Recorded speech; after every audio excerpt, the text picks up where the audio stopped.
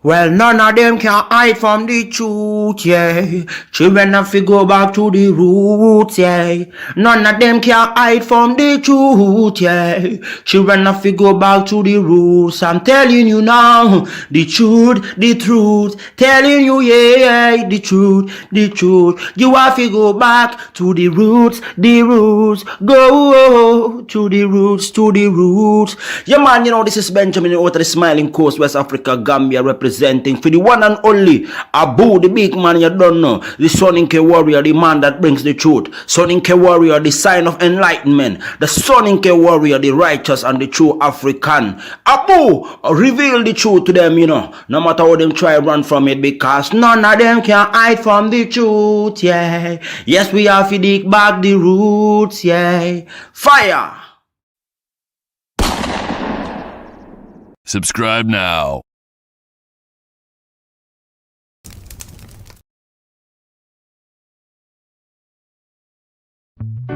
I remember the days,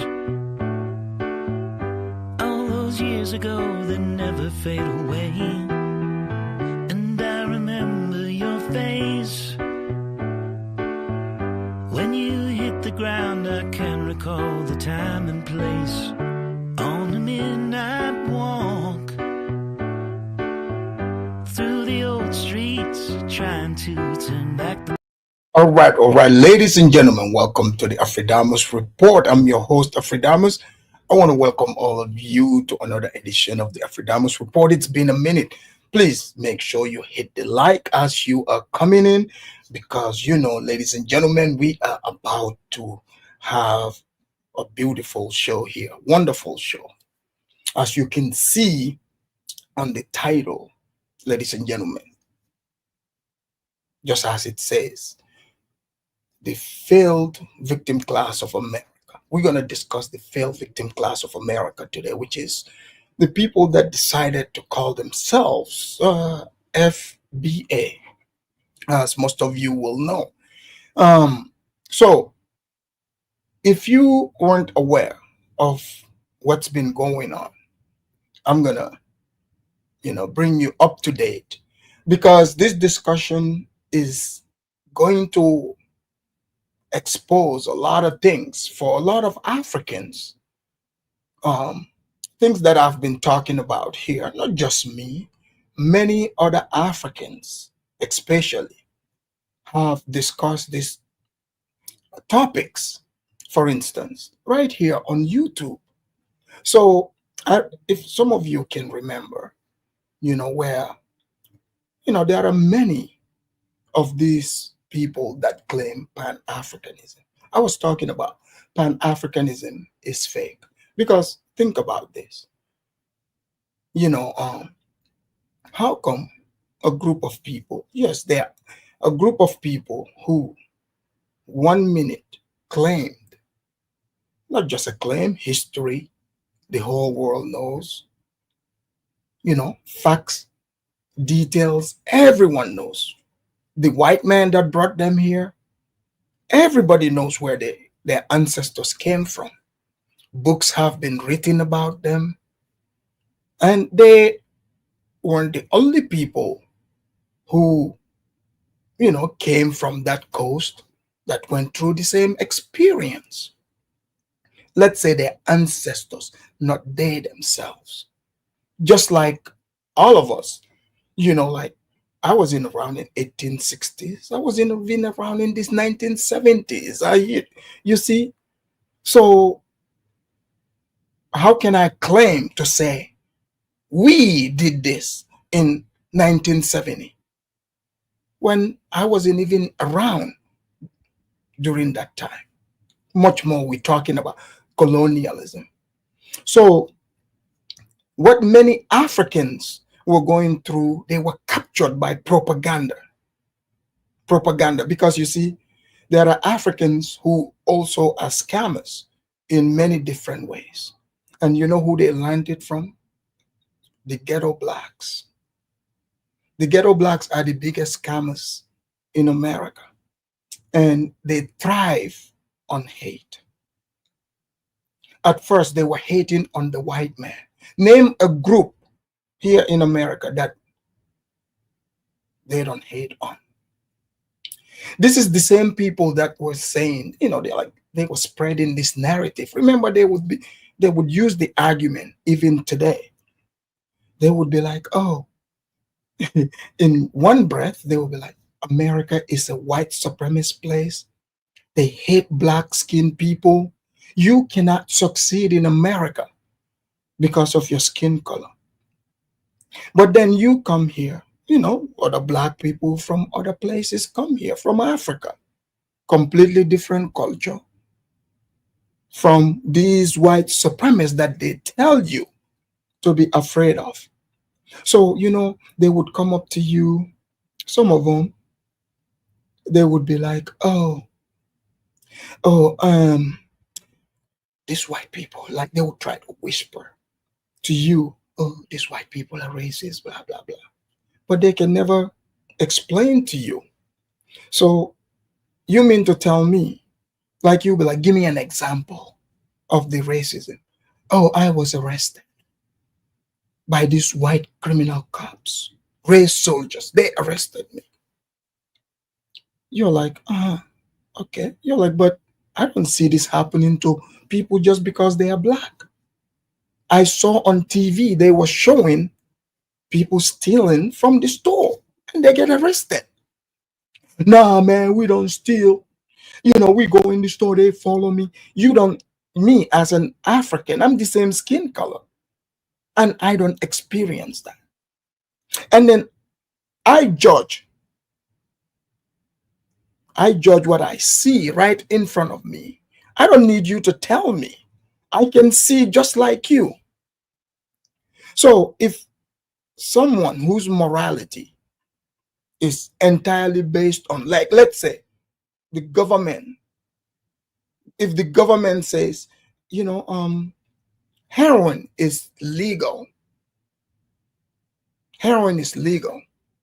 but you as a person, this can be good for you.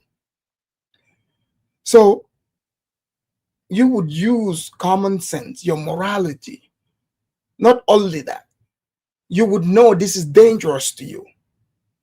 You would just not use it just because the government said it. So when I worked as a law enforcement officer, I find this amongst the black ghetto people quite a bit. Whatever the government, if they say it's legal, they would base their argument off of it. But at the same time, that same law that they defend, that same law that would convict them, they would call it a white supremacist law. But working in law enforcement, being privy to black ghetto propaganda and their politics, knowing firsthand how they operate, majority, this criminality you see, the only white people that have a hand in it would be maybe the arresting officers, the judge, and the people in the prison system. I have read many documents. It is black person that pick up the phone, call it on another black person. It is another black person that would go sell the crack to another black person. It would be a black person who would drive by and have complete disregard for the rest of those black people, right? Black Lives Matter. Okay, they would drive by in the summer and spray each other with bullets. But then they came on the internet and started saying, oh yeah, the Africans, they don't want to be around us. Africa is a continent. Which Africans are you speaking of? So you mean to tell me a sane human being is going to watch a group of people who glorify shooting one another, baby mama culture. This is the culture they, glorify, and people see it. So they keep saying, oh, the Africans cosplaying us. Which African, any African who cosplay this have become a ghetto person, and they get what's coming to them usually. Because you know what they say, the life of a gangster, the retirement plan is either life in the penitentiary or 6 feet under. That's what it's been. If at least if you've been paying attention to what's been going on. So I say this to say, people are not coming here to copy victimhood, to copy criminals. People are here on a completely different mission. So now, this group of people who operate entirely based on skin color, and mind you, it's not like as if you have a choice. Like you'll come to, oh, you think you're in black, and I'm like, nah, I'm not. Because you know why I say this? If blackness was based on skin color and not culture, why would you look at somebody, same skin color, and say to them, you are not black? So that tells you that's not what it's based off of. So our discussion today, you will see exactly what I'm getting at. So in 2019, when Ghana came up with the year of return, for example, that was when they were promoting the woke stuff. They came up with the BLM thing, which George Floyd. They were like, oh, they killed George Floyd. So they used a criminal as their hero. So the woke young Africans who don't know any better in places like Minnesota and stuff like that, they came and said they are also fighting for George Floyd.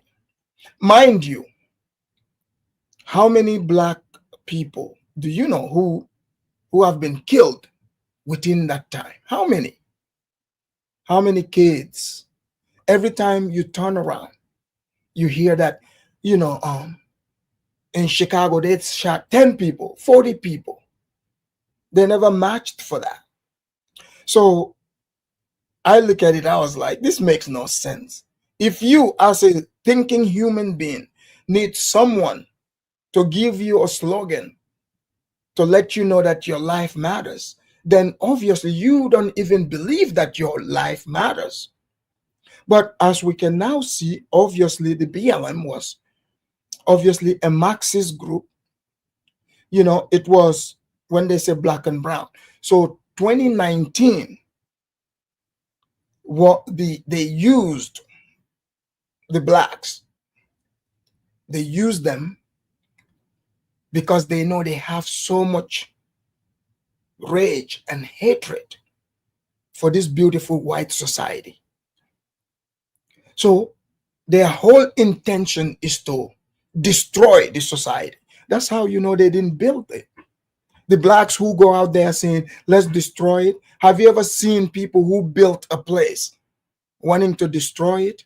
For example, even in the Bible, there's an example there.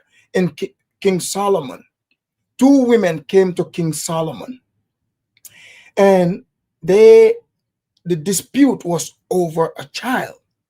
Both women claimed that the child is their child. So King Solomon was known as a wise king. They brought the matter in front of King Solomon. So King Solomon said, since both people are claiming that this child belonged to them, he said, now we're going to cut the child in half. He said, we're going to cut the child in half. You get half, she get half. And one of the women said, no. She didn't want the baby. She's like, she can just have the child. But the other woman was with it.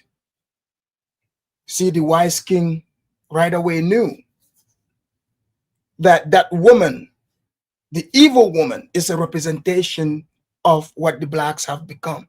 They are in America, but the things they talk about that they built, they know they didn't build it.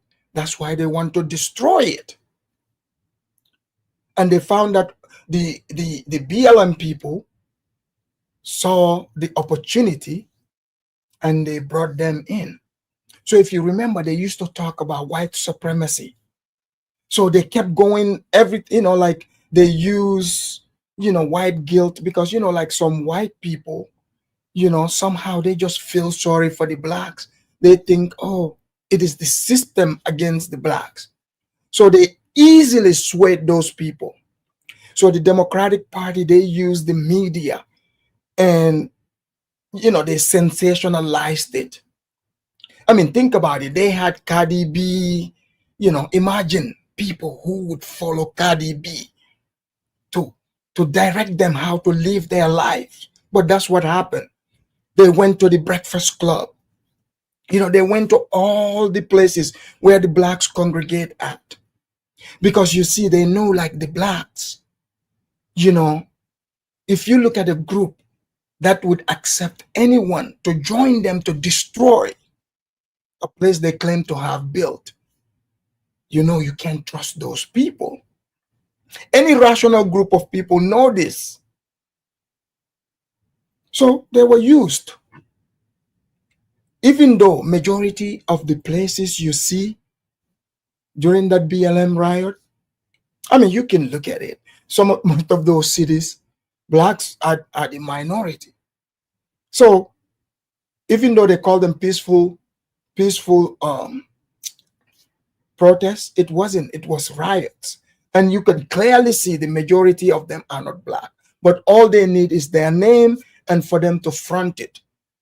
A lot of those cities, they burnt down. You think the black people burnt those down? Go watch the videos. You will see for yourself. They did not do it.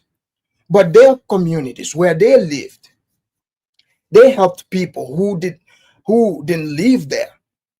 They helped those people help them burn their own community. So people that are rational are watching. They're like, wait, people are watching because it's like, okay, these people are destructive. Why would, like when they say, oh, the Africans are tethering to us, only destructive Africans would do that. What would be the benefit of it for them? Oh, lack of getting jobs, going to prison, creating baby mamas. What else could, or getting arrested, getting shot? I mean, this is the future that would lie ahead of them. So now we are in 2025. So they've used blacks in 2019, but in 2025, because they're like, okay, the blacks, we've got them where we are. We've brought in a bunch of immigrants of Hispanic descent. So now we no longer need them. They even told them that, even though the black women, what they call culture, the people that hijack them is a political party. Because you see, they admire white people. They are jealous of white people. They want to be like them. And some of the talking points you're going to hear here today is the same things they were saying about white people, but only they substitute white with Africans this time around. It's very, very interesting. Very interesting.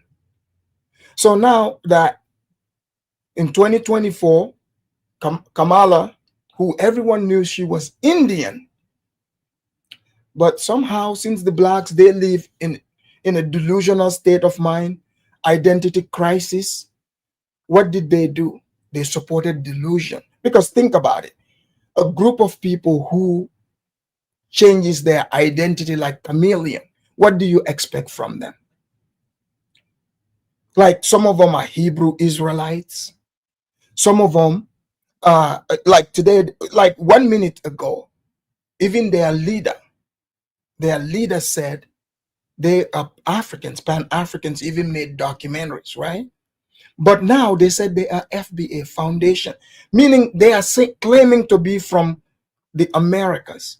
If they are claiming to be from the Americas, why they didn't challenge Trump, when Trump came out and explained what the 14th Amendment was about, didn't he say the 14th Amendment was made for the slave babies? Isn't that what Donald Trump said? He didn't say for the foundation of blacks. He said the slave babies. That means those slaves, their parents were not even citizens. They were still Africans. You get the point? But you see us, they keep attacking the foundational West Africans. You see us, people like us, there's no date that can say these people became citizen X, Y, and Z. No one knows how long it was. No one knows this. So now the blacks, Trump, you remember they said Trump was supposed to be racist. So now all of a sudden Trump became president. The blacks now are claiming that there's no more racism. Believe this or not. There's no more racism. The Hispanics, the illegals that came here are facing deportations, and it's happening. So the blacks begged for attention. They wish the Hispanics would ask them to come and help them. If you are foundational to America, you are a citizen, a good citizen of America, why would you want to volunteer to go help people who came illegally to topple you? Makes no sense, right? So their prayer was this deportation would come after Africans, but they are learning more. Majority of Africans are now second generation. They were born here. They came here legally. So they are losing the battles. Majority of Africans, especially second generations, are not into criminalities. First, second, no criminality. Went to good schools. They are doing really, really well. They are not into this ghetto stuff. So the blacks, they've played their hand. They've been taking white jobs, not realizing they're still in the plantation. They'll tell themselves, I got a corporate job. Now the white man is firing them. They call it DEI because the white man said they were not qualified to get these jobs. So while they were there scratching and fighting, like they were trying to fight the white man, forgetting that the white man is who's feeding them. So they allowed them to show all their hatred towards all the groups. They fired all their ammunitions. So now the white people had fatigue. It's not only the white people, the Asians, the Africans, we had the fatigue a while ago. So the Africans, everybody, it seemed like people just decided to ignore them as if they don't exist. When you ignore someone, they start fighting with their internal self. And they are very insecure. Imagine, they don't even know who they are. So they can't take it. So next thing you know, they use the Essence Festival. Let me walk you through with this Essence Festival. See, they don't even own the Essence Festival. Just like they don't own Target, Walmart, the white restaurants that they say their food is not good. How many videos have you seen of white people protesting outside black restaurants because they were denied service? Because this food is so good, they denied them. From the 60s up till now, what we are seeing, like I used to be very, very confused because like when I was a kid, I was taught that, like the blacks were suffering. The white men wouldn't, because to me, they were like, they wouldn't let them drink, from the same water fountain. I'm like, oh, that's cool. Isn't it the same water? They got their own water fountain. They're like, oh, the blacks want to go eat at the white people's restaurant, but the white man wouldn't let them. I'm like, why can't the blacks just create their own restaurant?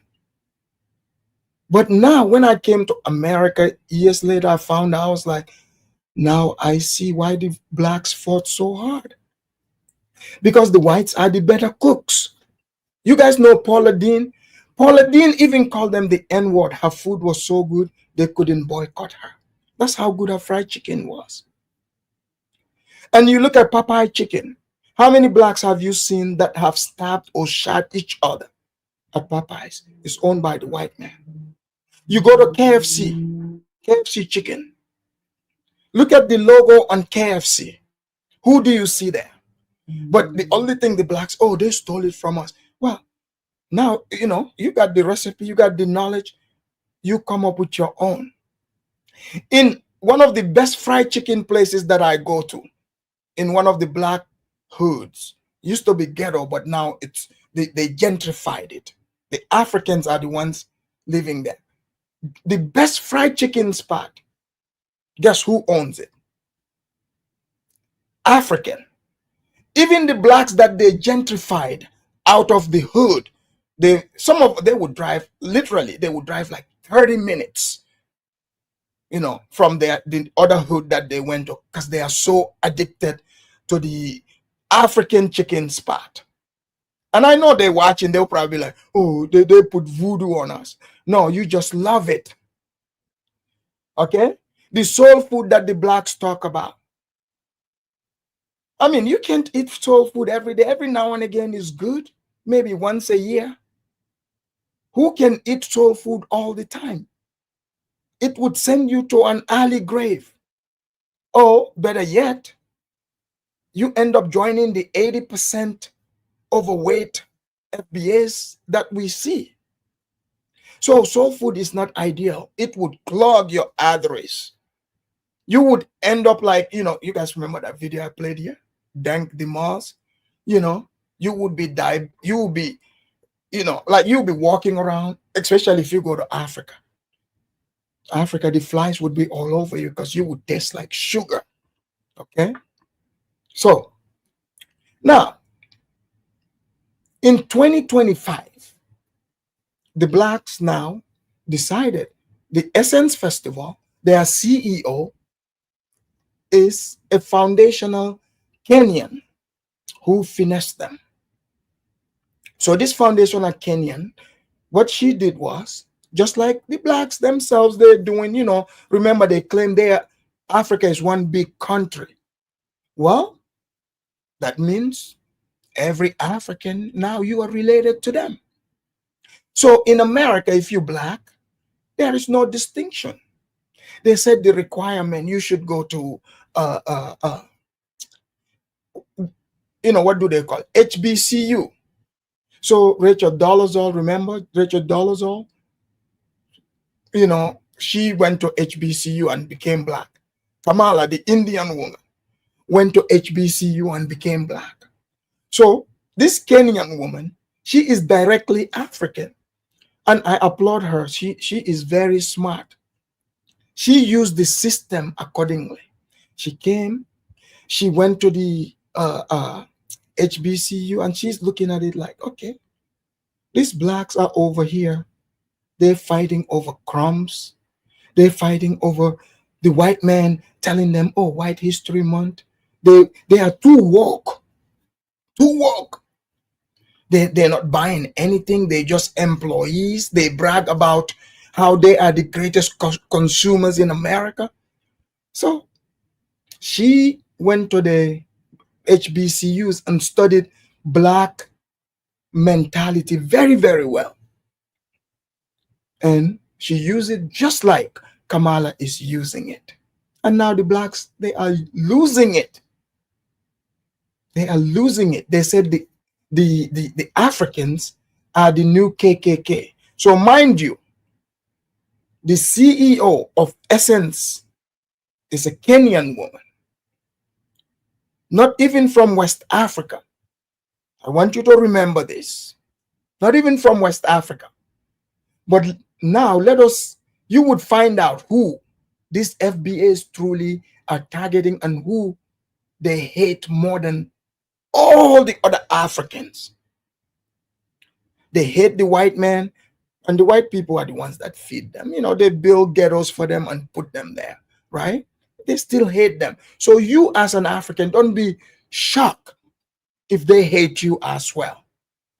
Let me show you the CEO of Essence Magazine, the Essence Festival, because the Africans are not even interested in this Essence Festival. Africans have Jolof Festival. We have Yam Festival. But you see this hate that they are throwing in the air. This is good. Us as Africans, let's use this as publicity. Let's build our Jollof Festival more and more. Because Jollof Festival have been hitting many different states. Let me show you here. Hold on. Give me a moment here. Let me bring you Jollof Festival here. You guys will see. Jollof Festival is way better than Essence because they don't know how to cook. So clearly, you people, you will see here, pay attention to the African festival, and you will see that Africans are not in America copying anyone. Here we go. You guys see that at our Jollof Festival. This is all over America. And you can even see that. See, we are very open-minded Africans. Do you see Africans complaining? The white people are there. Everyone is there. Even since we know the blacks, they can't participate with the food on the jollof, we brought some of the backup dancers. You saw some of the blacks behind dancing because they said they love entertaining. They are good dancers. The Africans, I commend the Africans for not disrespecting the blacks. Since they know, okay, yeah, they can cook jollof, okay, they can be the backup dancer. And we brought some of them. Okay. So now, do you guys see the festivities? How festive this was? Let us hear how some of the ghetto blacks responded. Here we go. Guys, please hit the like. So they saw this festival. Per usual, they had to take to the internet. Because, see, I used to say all this on the show. They are like, oh, Afridamus, you just here trying to divide. If these people say they are not Africans, they are just arguing with themselves. Nobody cares if you claim to be African or not. This is none of our business, but they don't get that. So let's hear this. Here we go. What don't nobody want to say. We don't eat African food like that. African food ain't good. Black people eat Jamaican food. Hell, we'll eat Indian food, Chinese food before we go buy African food. Africans had to eat out of necessity. So African food is not good. Africans have to eat out of necessity. So who in the world do you know who doesn't eat out of necessity? It's called quenching hunger. But this is the culture. This is somebody's mom or grandma, because, for the blacks, even 35 years old, they are grandmas now, right? So imagine when they saw African food, the Jollof Festival, they can't take it. They totally are crashing out. They can't take it. They are coming here to show you the hate.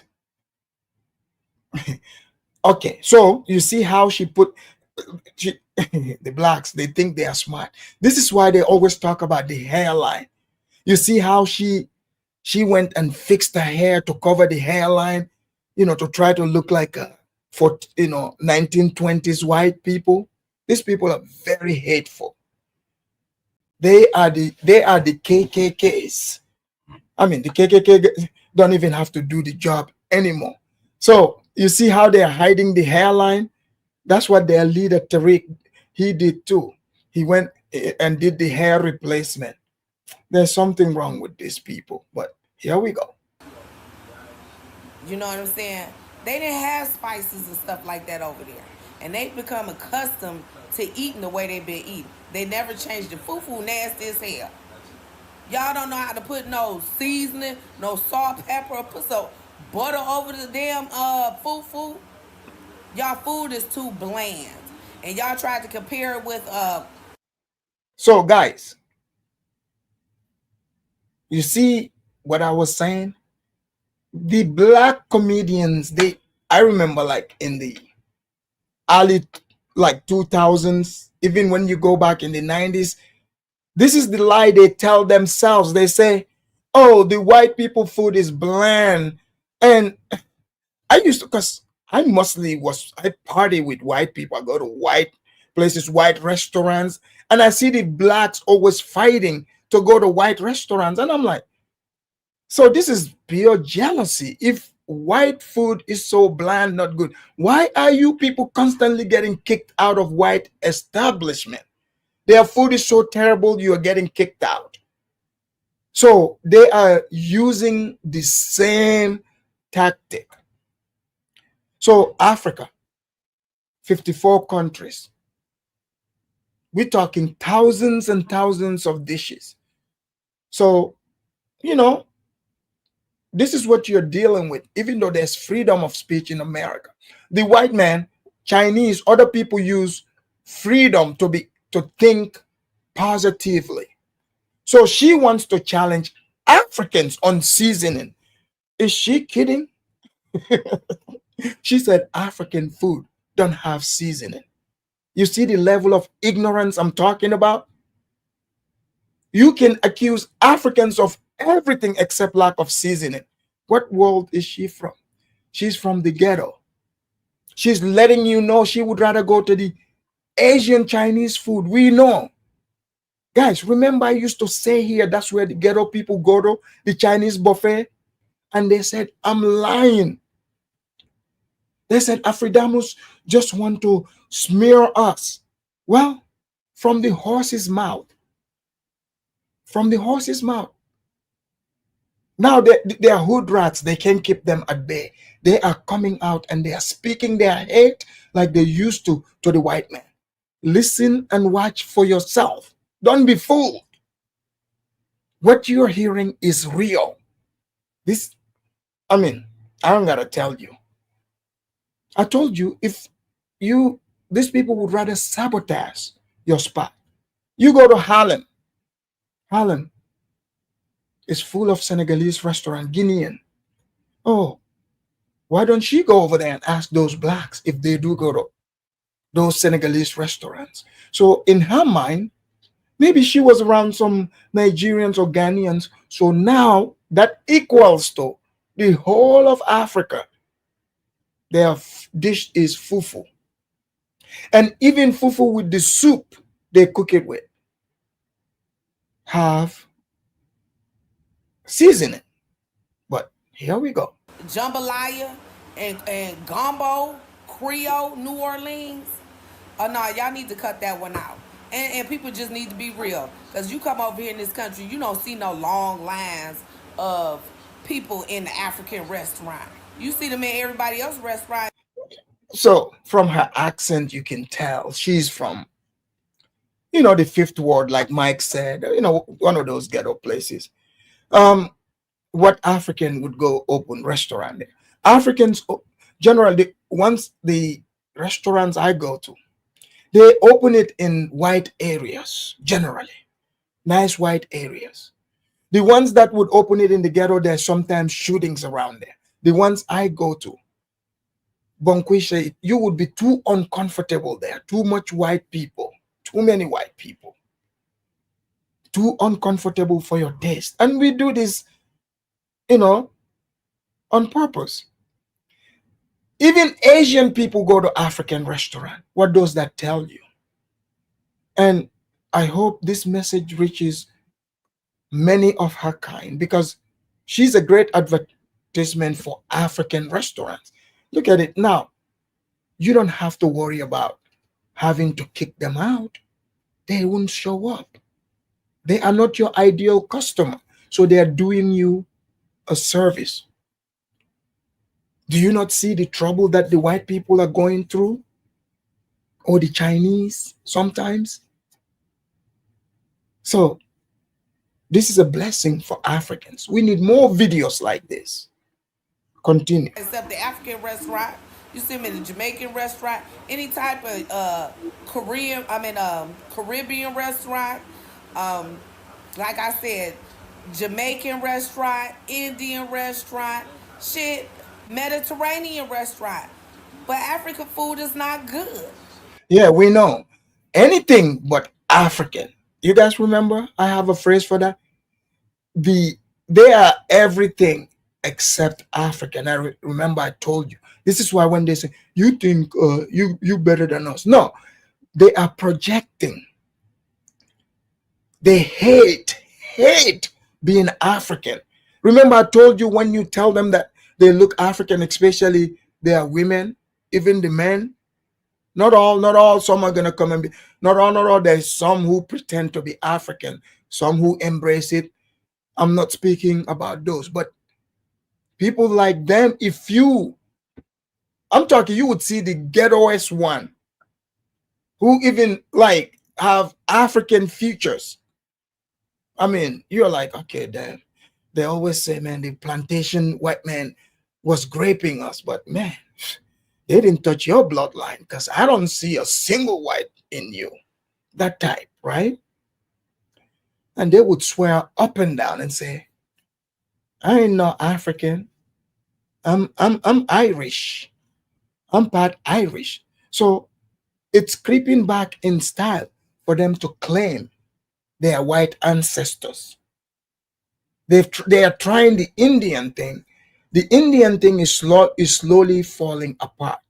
So the bottom line is their entire fight now is to say they are not African.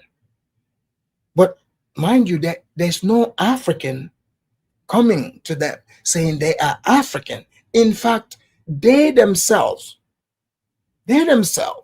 one of their grievances that they bring here on the internet, they say the Africans tell their children to stay away from them. So you see, that means the Africans have made the delineation easy for them. No need for delineation. There wasn't ever any lineation. So that means preemptively they know like things like this, some of this behavior is not civilized. The white man rejected it, they call them racist. The Africans, they're like, oh man, they look like us. So you mean just because we look like you, we should be shooting crack, selling crack, stealing from Walmart? Is that what we should be doing? We should be making videos, hate videos against people. But let's hear this. So quit trying to compare with anything else. That jollof rice nasty as hell. Y'all need to put some. And I'm going to double down on it. Jollof rice is dry. That's one of the reasons it's dry. Yeah, it's dry.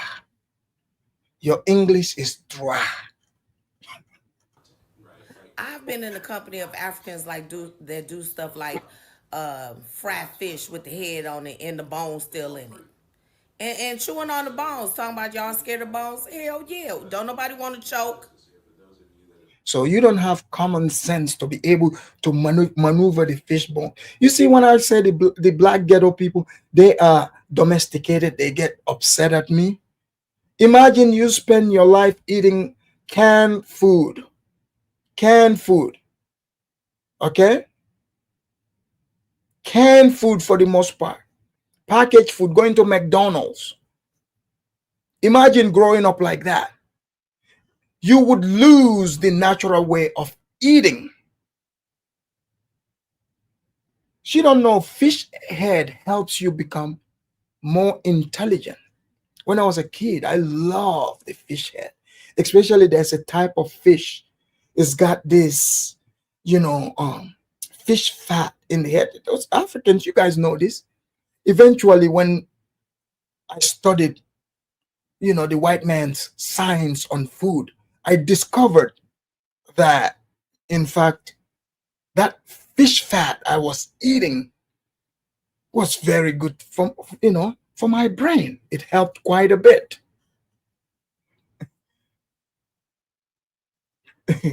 And now I'm saying, how did you marry one of them Afro-Diamonds? Desperate for green card? The line would be open. You would have the chance to ask. So yeah, so pretty much she's letting you know she is not married material.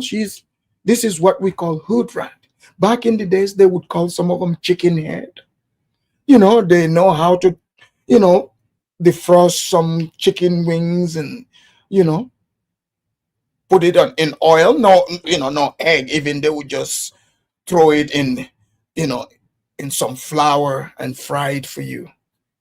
And then you guys will be walking around. Here's how you used to know they're from the ghetto. When you meet them, their purse smells like fried food. I'm like, yeah, that's my girl, you know? And they smoke one of those. What's the cigarette called again? The green one, It's like menthol. They like smoking that. What's the name? It's very popular. If you know it, you put it there. And then the hood ones, the dudes, they smoke black and mild. They will be smoking one and put one here in the ear. Yeah, Newport. That's right. Newport. Yeah, Newport. She got that Newport voice. Here we go. Or a boiled egg in the middle of rice. What's a boiled egg doing in the middle of rice? See, it sounds like she was hanging around some Ghanaians. Because I've seen some Ghanaian food with boiled egg, but not only Ghanaian, even some Asian cuisines, like I have ate boiled egg with rice. It's delicious. Or fried egg with rice. So just because she is too dumb, because that food is not packaged. But look, if they tell them tomorrow, here's how, if America wants these blacks to lose weight, they want them to stop eating junk food, they should put on them made in Africa, made by Africans. They would boycott it. I'm telling you. They would boycott it. If they tell them, this is packaged by Africans, they will stop eating it. Like they just put food together. It don't even sound good together. They just put it together. Like I So you're hearing the hate, right? said, eating out of necessity. And even though financially you have come up, you have not stopped eating the same way. And don't nobody want that. Yes, you do have some spices, but African spices, but it don't compare to soul food, southern cooking spices, and Jamaican spices. We'll eat Mexican food, like I said. So you heard that ignorance. Does she know white people used to travel to Africa on ships to get spices? They travel to India, Africa to get spices. Does she know this? But I just want you guys to see, if you think she is ignorant, you haven't heard this one here. By Essence Festival. Get up on stage. So they use the Essence Festival as an excuse to attack all African. Essence Festival is owned by white people, and now they have a black CEO, a Kenyan. And it's just like BET. It's owned by white people. All the blacks got to do is participate, right? But everybody can own anything except Africans. So this one here, this native Indian lady, let's hear from the native Indian lady. Say that the original people are here and you were silent. So what you need to understand is that Black Americans, those who are native, now there are some that originated in Africa, okay? But those who are native are not African. They are native to America. We know. I mean, I can take a good look at you and tell you are Indian. And in fact, your hair did not come from a horse or from India, like in the Far East, Indian with the dot. Your hair is totally real. It's an Indian woman's hair. You were born with it. This grew out of your scalp. She is totally native Indian. Here we go. Do your history, do your research. Okay, Native American. My grandmother, full Native American. I need you guys. Bingo. Have you guys noticed? It is usually all of their grandma the grandma is the native. Are you beginning to see a pattern here? So they parrot each other. Whatever is popular, that's what they go with. Are you beginning to see a pattern? Guys, after some time, you have to understand there's something called pattern recognition. Are you seeing the pattern? All of them. Literally, there is not a single one I have heard on this internet that have told us, or even in real life, their relation, how they became Indian. It is always their grandma. Always their grandma. Grandpa was in there. Papa was in there. Uncle was in there. Cousin was in there. Yeah. So it means the black men have not, in America, the FBA, the daddy was not disappearing, didn't just start disappearing just recently. Because grandma is always the go-to. So, yeah, her grandma is native. So now we can see where she got the, natural hair from. And, obviously the nose, the native nose, the native lips. Yeah, like, I mean, if I see her somewhere, there's no need for her to even tell me she's native. Like, I would literally, like, if you had asked me, I would say she is native. How can I miss that? I'm looking at her. I would totally say she's native. And I know some of you are going to try to say she's not, right? But you notice they are natives. But how come? How come they want to keep coming to prove to Africans that, oh, we're not Africans, even though Africans are not telling them that they are Africans. At first, they said we rejected them. Now they said they are delineating. We're no Africans. Well, I mean, thank you. Look, I've seen real Native Americans. They've never walked up to me to let me know, hey, Mr. Damos here, just in case. I'm just letting you know, because I know the way you're looking at me, sir. You might think I'm from where you come from that mumbo jumbo place. You might think I'm black. I'm African like you. That's what you're thinking. So let me just let you know, I am a native of this land. I am not by any means related to no damn African. It's never happened. I've been to the reservations. I've been to powwows. I ate their food, fried bread, all kind of stuff. So I've never even heard the blacks claim fried bread. The natives sold most of their land to the white man. There's papers, documentation to prove this. But somehow the blacks can't prove anything. Trump came out and said the 14th Amendment, automatic citizen, was for the slave babies, meaning the FBA. They didn't come out and say anything and say, no, Trump, you lying. We are native to this. We are the original people here. They didn't say this. They like to bring that nonsense to the African spaces. But now we are ignoring them too. Here we go. To understand this, full Carib, okay, full Carib, which was Native Americans as well.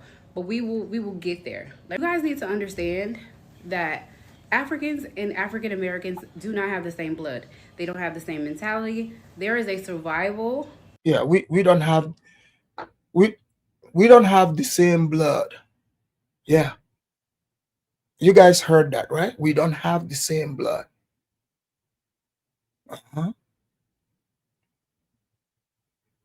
So when I told you that they are the KKK, you thought I was playing. Let's keep going. Mode that is switched on in every African's mind, and they will love you as much as they need you to survive. You understand. When you understand and you know your history and you learn your history, you can never be bamboozled again. That's all I say. And you know what to do, then you won't even come here to argue with me. You will literally do your research and understand. Okay. You've seen and heard that as well. So now, ladies and gentlemen, let's go to the Essence magazine lady who finessed them. So you guys remember the year of return to Ghana. So let me allow you to hear for yourself from the Essence magazine CEO how she became related to the blacks. So here you notice a big difference. So the African gets the history from their dad, lineage. The FBA gets it from mama or grandma. So you notice something here? Big difference. So this lady here, obviously Kenyan scammer, like she is totally pulling a Kamala on them. I mean, I'm beginning to notice a pattern. There are these HBCUs, that's where all the scammers, they produce scammers and they use culture to scam. So more power to this Kenyan woman. If the blacks are dumb enough to allow her to rise and scam them, hey, that's on them. But you know, their hatred they have is for foundational West Africans. That's right. This woman is not a foundational West African. She's a foundational Kenyan. Two completely different coasts. Her people weren't brought to America, the slaves. They were taken to the Middle East, India, other places. If she wants to reconnect, what is she doing in Ghana? But hey, if a people want to trick themselves and pretend like slavery is still going on, they became so hateful. Now they are blind. They don't know what the truth is. So she took advantage. This woman, I didn't even notice that she even was, I think she was CEO at Target. She was the DI hire. So the blacks, they go out, they fight, they vote for gays and everybody. Everybody else is much smarter. They can take advantage of it. Some of them even up to almost becoming president. So this was probably like a Obama setup back in the days. I mean, shout out to Obama. He did good for some of his Kenyan people. I mean, he set up a lane for them how to navigate it and become CEO and all that. So the blacks are upset that she is the CEO of an organization that they don't own. Think about that. They don't own this. They don't have any control over it. They are just participants. And now they are upset. But put in the chat. Do you guys buy her story? Like, I have never met a Kenyan who even is interested in the slave story. But now all of a sudden this woman, her family, they have this slavery lineage that, they're the ones that sold those people. Okay, she can't find the history in Kenya, so she went to Ghana, like where all the blacks are going, to Ghana. Okay, let's hear more. Guys, are you did you hear what she said? So her people were slave traders. Who else, was above the blacks, that their people were slave traders. Didn't they say Kamala's grandparents owned slaves? So these Kenyans, you know, they don't have history connection with the blacks. But because the blacks are so ignorant, they think Africa is a country. They think they're from all over Africa. So they, you know, as long as you're African, no, it's one and the same. And then they get mad at you for not buying into their ignorance. So they're upset at you for that. And I think there's something about this. You know, in the 80s, there used to be something called crack babies. Crack babies. I came across this. And if you look at it, as people, have you ever ask yourself, for example, have you ever asked yourself, those crack babies, you know, where are they? Because they're not going to remain as children. Where are those crack babies today? It's just like the people that took, you know, those DNA tests we used to watch on Maury's show. Where are those kids today? You know, those crack babies grew up, and there were hundreds of thousands of them, probably millions. So now what we are seeing is these crack babies have now grown up and become one and the same with their crack dealers' children to form a force of destruction. That's what we are seeing. Okay, some of you might think I'm just let me show you here. Let me show you. I want you guys to see. Me and her mom used drugs together. Even her whole 9 months of carrying Nari, she used. A pregnant woman smokes crack cocaine. Her intense high lasts only a few seconds, but it can leave her unborn child with a lifetime of trouble. The day we went to get her out of the crack house, me and my mom, it was a horrible sight. She was withdrawn a lot, and I know it's due to my addiction. She didn't even want to go to the hospital. She wanted that crack more. I had to move around so many times. I was a very unstable child. That's why she had a lot of fighting, because you're going from one school to another. So when you go to one school to another, you get a lot of fights. Man, I couldn't tell you because I was incarcerated the majority of those years. To pass it out, where she get angry, she would just automatically just limp, goes in a limp mode. Her eyes would go in back of her head. By me being on crack, I would blow smoke in the room and that would calm her down. There's no telling what happened, because she was one, and how could we identify anything that happened to her?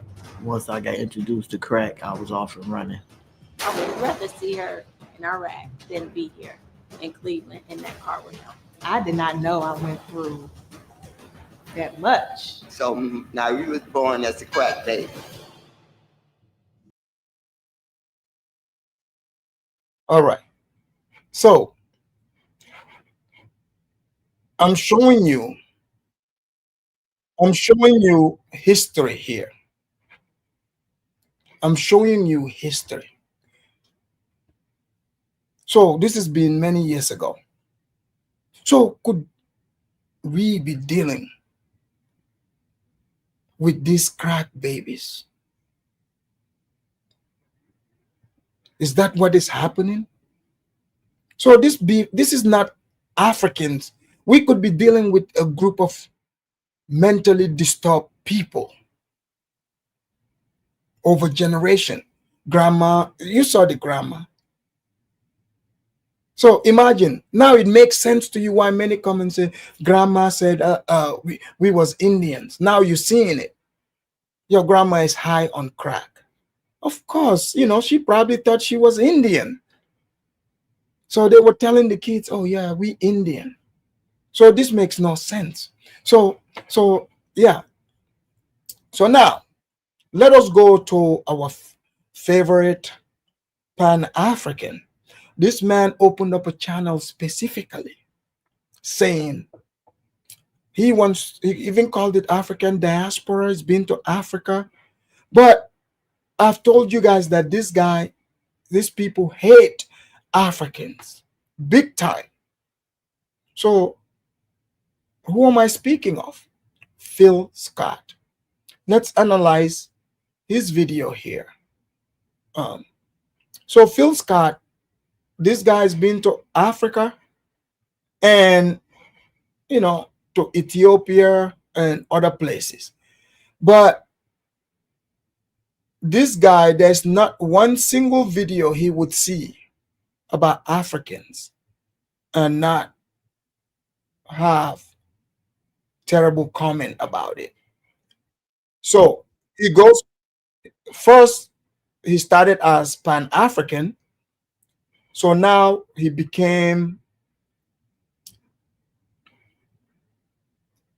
FBA.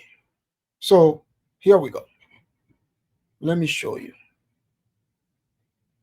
Let's analyze Phil Scott's video here. We always, every day, we're finding more and more videos of certain immigrants just losing their mind and crashing out about FBAs. Well, this one has taken it just to another level. This one is saying that we are, as Black Americans, that just say, hey, we want to respect our ancestors, we want to love our culture, and we got to stand on business for reparations. Now this one is saying that we have a white supremacist pipeline. So you notice when they want to attack people, they will present themselves as victims. They will pretend like they are having issues with Africans. We Africans, what African cares? If you say you're gonna respect your lineage, that's what you're supposed to do. People are happy for you to do that. But you guys remember I was telling you guys that this guy is one of the biggest haters of Africans. Biggest hater of Africans. So let's hear him all the way through. I mean, like, I don't know what FBAs are doing as white supremacists in nature. I don't think this young lady even know what the hell she's talking about. But let's go ahead on and roll this one. We need to talk about the rise in Black American nationalism and the Black American nationalist to white supremacist pipeline. Yes, white supremacist. So firstly, we've seen the Jay Versace tweet that's been resurfacing. And in response, I've seen like quite a few Black Americans make videos about that and say that you can always tell an African apart from an African American. Y'all are not like us, et cetera, et cetera. And before I even get too deep into that, I really want to ask you guys, what is the purpose of making that distinction? Why are you guys fighting so hard to make this distinction in 2025? Don't tell me that it's reparations, because that's a really stupid answer. And just to speak to that point, Africans are very diverse looking people. Yes, there are people you can look at them and tell they're African, just like you can look at some people and tell, oh, okay, that's a Black American person. But if you go and get Africans who were born and raised in America or who moved to America at a very young age, you probably would not be able to tell. Most of you cannot, because people can't tell with me. It's literally not until you say something or until somebody sees your last name that they're like, oh. And that honestly kind of brings me to my second point of this whole thing of Africans are cosplaying Black Americans. I don't really think you guys understand how silly you sound when you say this at times, but I think it really does speak to sometimes how Black Americans, when it comes to this particular subject, some of y'all can be a little bit narrow-minded in your thinking, because what do you mean we're cosplaying? If you're born and raised in a country, you're going to have the mannerisms of people in that country, especially if you're raised in a country like America where things are typically just straight segregated by race. Like, let's be real. So it's like, you're going to have and adopt the mannerisms of the people, you know, in your community, which for a lot of people who are African but born in America, that's going to be Black American people. Like, hello. And thirdly, which I think is honestly probably the most egregious, is I saw a Black American woman on here who was trying to say that what? She said that Africans, Latinos, and immigrants are the new colonizers. That's quite literally the term that she used. She says that Black American people and she included white Americans. She said Black American people and white American people who've been here for hundreds of years, whose families have been here, who came over from Germany and Ireland, who built this country. They built this country, and now people are trying to come over here and force their customs on them, et cetera, et cetera. And I saw her in the comments literally liking comments saying white and Black Americans need to stick together. Like, do you see where it's not okay? Like, first of all, do you know what a colonizer really is? Like, let's not use that term lightly. Like, if you are claiming that your family has been here for all these hundreds of years and all this other stuff, girl, you should know the real history of colonization in this country, and you should know the real atrocity that it was, and not try to compare people who are literally coming over here peacefully to try to seek a better life for themselves, the new colonizers. That's very audacious and nasty. Ooh. All right. So you see the young lady, you can clearly see she's young, very articulate. She handled the white man's language properly. Compare her to the other two who claim to be foundational to America. Compare them. So education is real. It shows. So now let's listen to Phil, the Pan-African. Let's hear him respond to this. It's a lot to unpack here, ladies and gentlemen. Well, let's go on and get into it. First and foremost, yes, we can tell the difference with a lot of you. We can. One of the telltale signs they say about you, ma'am, is your hairline. A lot of FBA sisters don't have that kind of hairline, right? Bingo. Did you guys hear that? So these guys are the KKKs. Remember all the stuff they were saying, oh, yeah, they call us monkeys. They tell us to go back to Africa. They said our noses are white. These people hate themselves. You understand this?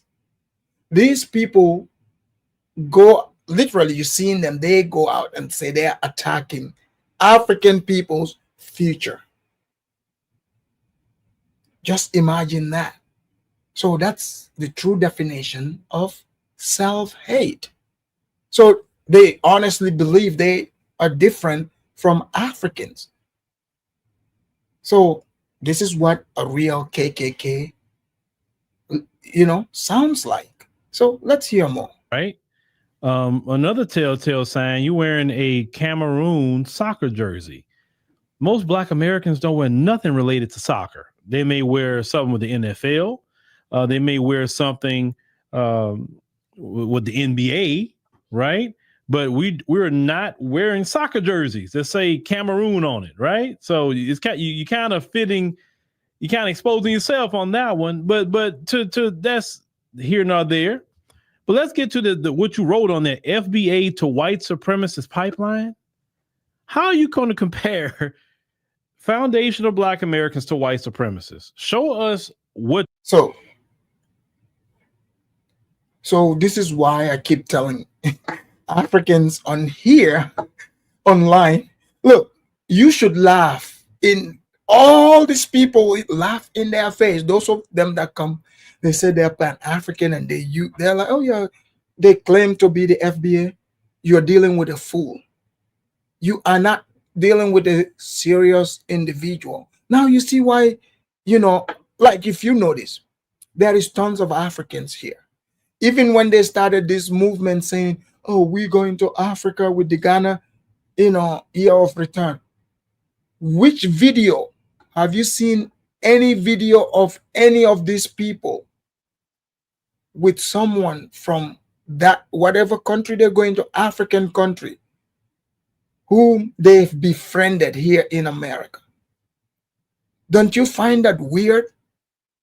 In these YouTube streets, I mean, maybe if you guys see it, you can show me.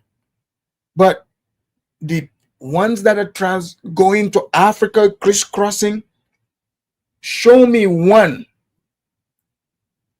Show me one who they made a connection with an African in America here. They were friends and they so cool, and they went to Africa because of that person. I'm not saying it's not there, but I haven't seen it.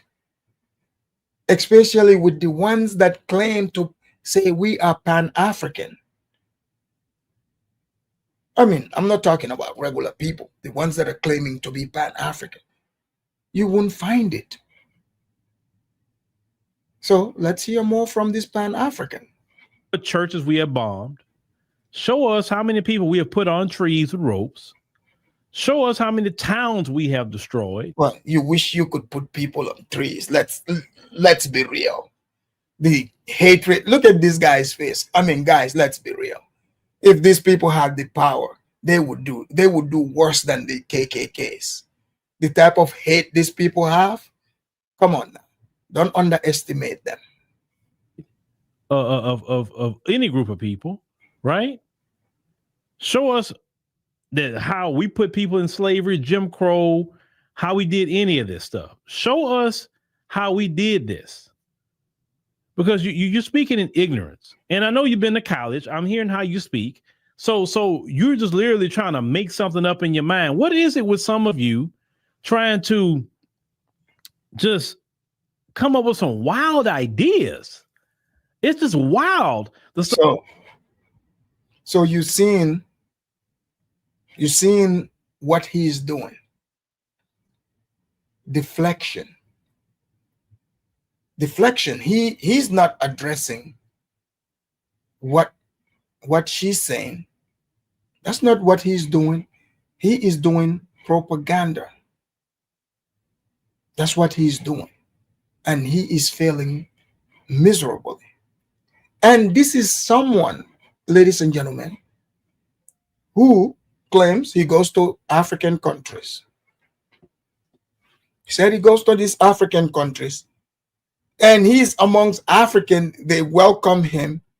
But look at how he speaks about Africans.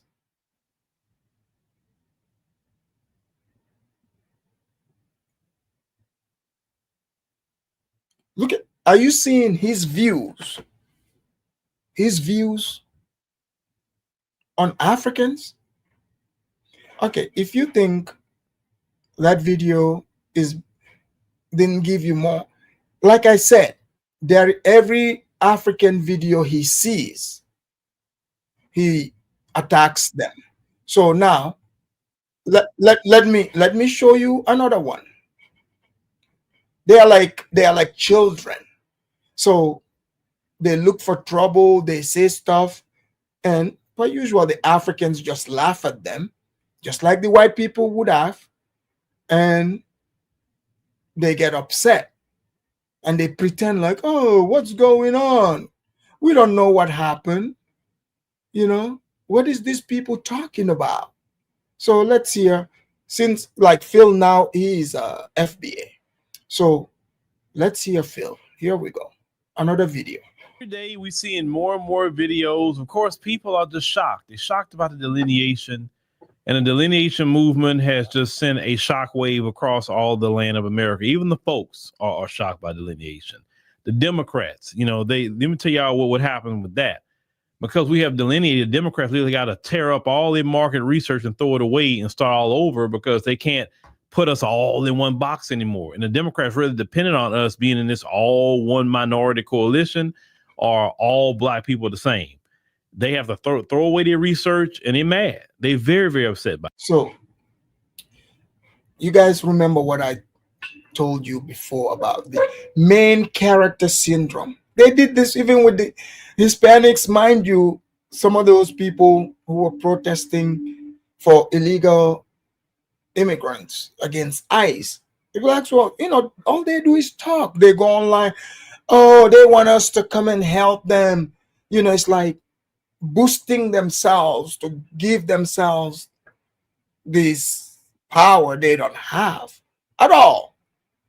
So he's claiming, oh yeah, people are mad. Even them people, because he's calling white people them people. So let's hear more of him. The link is in the chat, and when you come in the back, just hang tight there. I'll see you. I'll bring you on. Here we go. About that, but there's nothing they can do about this. But they have this young man who is an African immigrant, and he's making comments about FBA. Let's go ahead and check it out. Bro, who thought that in 2025 I will be staying away and scouting out for the racist people, but also have to be scouting out for xenophobic people, man? That is, you can't win in this country. Like, you can't win in this country, bro. Because the things I'm hearing from this whole Essence Festival, bro, the FBA, they're out of their mind, bro. The African done took all their culture. They need to gatekeep it now. They need to lock it away in a case. So, guys, you've seen this African guy, he's in America. So this is the response of Africa. They would laugh because you can see this. So the guy is being sarcastic, like, yeah, FBA said they're gonna lock their culture because that Kenyan woman, one Kenyan woman, now is all Africans. So it would be funny. Let's hear him finish and let's see how he's going to interpret this. They want people, they are seeking our attention so much. They have to pretend. You see how the guy is laughing? Because it's laughable. Like, bro, y'all be sounding so childish, bro. And I know y'all gonna be coming out here because you guys are like MAGA. Y'all be just storming people comments. You know what I'm saying? I'm telling y'all, bro, that y'all doing is a motherfucking fault. Y'all know that, right? Because nobody said that y'all can be from America. But that whole xenophobic. So as you heard what this gentleman had to say here, why is it that when Black people in America gatekeep their culture, is xenophobia? Why when we gatekeep our culture is MAGA? You are not. You can gatekeep, but do you guys see? So he's triggered, and then now let's see from this triggering. He said they are gatekeeping. Wait, you're about to hear from the Grand Wizard. Watch. Not smart at all, and I know the comprehension level is not good. Oh, don't I know the comprehension level is not good? But MAGA doesn't care nothing about Black America. So how are we MAGA? How? I'm trying to figure that part out.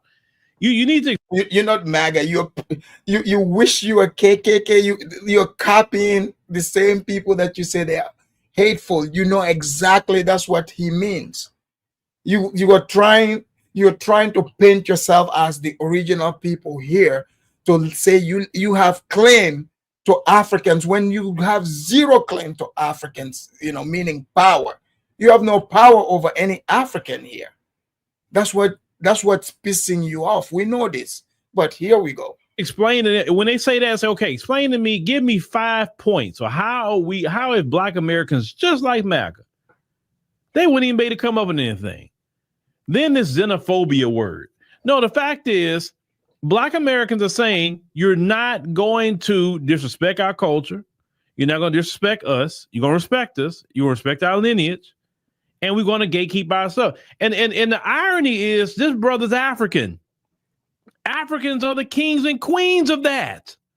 You can't go to their country disrespecting their culture. They'll all rise up on you and put hands on you or at minimum make you leave the country. This is what I know. So with him saying that, why is it that when y'all come over here that y'all would do things that you wouldn't even allow in your homeland? Why? So he's not gonna be able to explain anything. See, if they are foundational to America, according to them, how did you end up being obsessed with Africans? I mean, we have nothing to do with each other. Why are you fixated on Africans? You're the one talking about Africans. Africans are not talking about you. I have shown the Jolof festival you see is open to everyone. Do you see? Are they going to claim that Jolof too belongs to them? Are they going to claim that too? Respect. Watch him give us respect. You guys remember those 2 videos I played? The most disrespectful people. But here we go. You better understand, this is a new day, brother.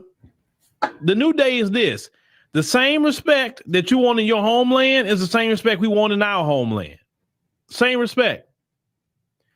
Black Americans have every right to talk about Essence Fest because the city of New Orleans is making $350 million a year off of Essence Fest. And there was a lot of black dollars going into those events. And black... So Ikofo, you are very right. The jollof rice, Nigerian, they because they attach it to Nigeria. Their target is West Africans. That's what I'm telling you. They're using the essence as a ploy to attack Africans. I've been telling you guys about they hate Africans, but some people are, oh yeah, we gotta unite. How can love and hate cannot go? It's not possible. But let's hear more. America has always supported Essence Fest. And what happened is, sir, is that y'all tried to take Essence Fest, make it something it's not, trying to make it a Pan-African and put a lot of African spin on it, and it's not an African event. Guys, isn't Phil African, Pan-African, guys? So you remember I was telling you guys the Pan-African thing is a scam? These people hate Africans. I'm telling you. Did you hear what he said? You're putting African spin on it. So let's hear more. Yeah, but he is going to Ethiopia. No, you see why he goes, he went to Ethiopia, South Africa, no West Africa. The real is there in West Africa. But here we go. And because it's not an African event, and Black Americans say so, it's not an African event, you want to get upset and say, oh, y'all xenophobia. Listen, if we were so xenophobic, you wouldn't be here. Because remember, it was us that fought for immigrants to come into this country. That's a lie. That's a damn lie. I mean, ask yourself, isn't this the same people that told us, guys, mute. Yeah. Somebody, you need, guys, please mute. So, this is the same people. Then they say America was so racist. If you're black, you know, they attack you. It's not safe for being around. Hey, whoever this. Okay. So why would you invite, just Africans to come here? What would be the interest? What, you have no jobs, you don't have your own cities. What are you going to give them? You are under the auspice of the United States. You are fighting to be able to sit at the table with the white people to eat. How would you be able to fight for Africans that you know nothing about? All they knew was, oh, Africa exists, but they don't know nothing about Africa. So Can I build on that point, Appodamus? Hold on. I'm gonna get there. Okay. So they like to use that, and that's not true. We've heard the 14th Amendment. That does not apply to us. Okay? If you're legally here, you become an American, your child becomes an American. That's just plain and simple. So they say, oh, if it wasn't for us, you wouldn't be here. That's not true. There's Africans in Europe, all over the world who helped them come there. Oh, if we didn't fight for our freedom and be free, you can come here. Hey, you should have remained chained up then. So it makes no sense. Yeah, if you say how things were, eventually you fought and made things easier, and it makes it easy for everyone that look like you. Absolutely, no one would deny that. No one will deny that. That's a fact. That makes sense. But you weren't the one who went to negotiate this. First of all, you guys have seen African presidents, several of them come to the Oval Office to meet with Trump. Trump discussed, he discussed with Ramaphosa. They even brought, talked peace in the Congo. But every single president that came here, this debunks that idea. If you guys notice, none of them are mentioning Black Americans because you're just regular American citizens. We're not negotiating with you. The African leaders are negotiating with Trump. They are talking business. This is foreign nations. So this is not about blackness. You literally don't have leverage over Africans. The only leverage you have is if you just go vote. But the US government is still going to deal with these countries. They need the minerals. Africans got it. They're going to sell it.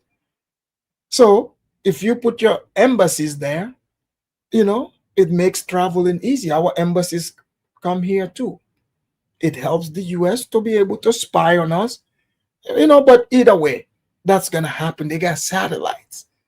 But we are here, because, the US opened it to people. It's not because of the blacks. Because how can immigrants come in here benefit you? It can't benefit you. It makes you even lose your place. Them folks that want y'all here, they only wanted Europeans to come into this country. That's it. Anybody outside of Europeans, they didn't want them here. Yeah, well, we agree. At one point, they only wanted white Europeans. I'm sure even today, but still, that doesn't mean that you're the one that made it possible. Because think about it. Marcus Garvey came here in the 1920s, early 1920s. Okay?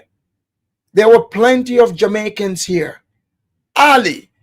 So in the 1920s, that's when the blacks were saying they were getting bombed by the white supremacists. It was dangerous. They were just saying they were cowering in the corner. They were so scared of the white man.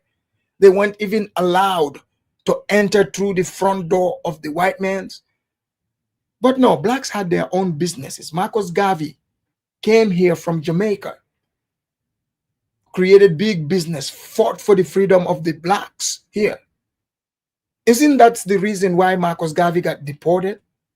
So if the blacks got so much power, imagine Marcus Garvey, who laid his life for them, stood up against the white supremacists in the 1920s and helped give the blacks confidence for them to come out and march against the white man that they were scared of. It makes sense because think about it. Few years prior to that, less than 100 years prior to that, FBA, they were literally in plantation under the white man. So it makes sense for you to be afraid of your master who had control over you for like 3 centuries. It makes sense.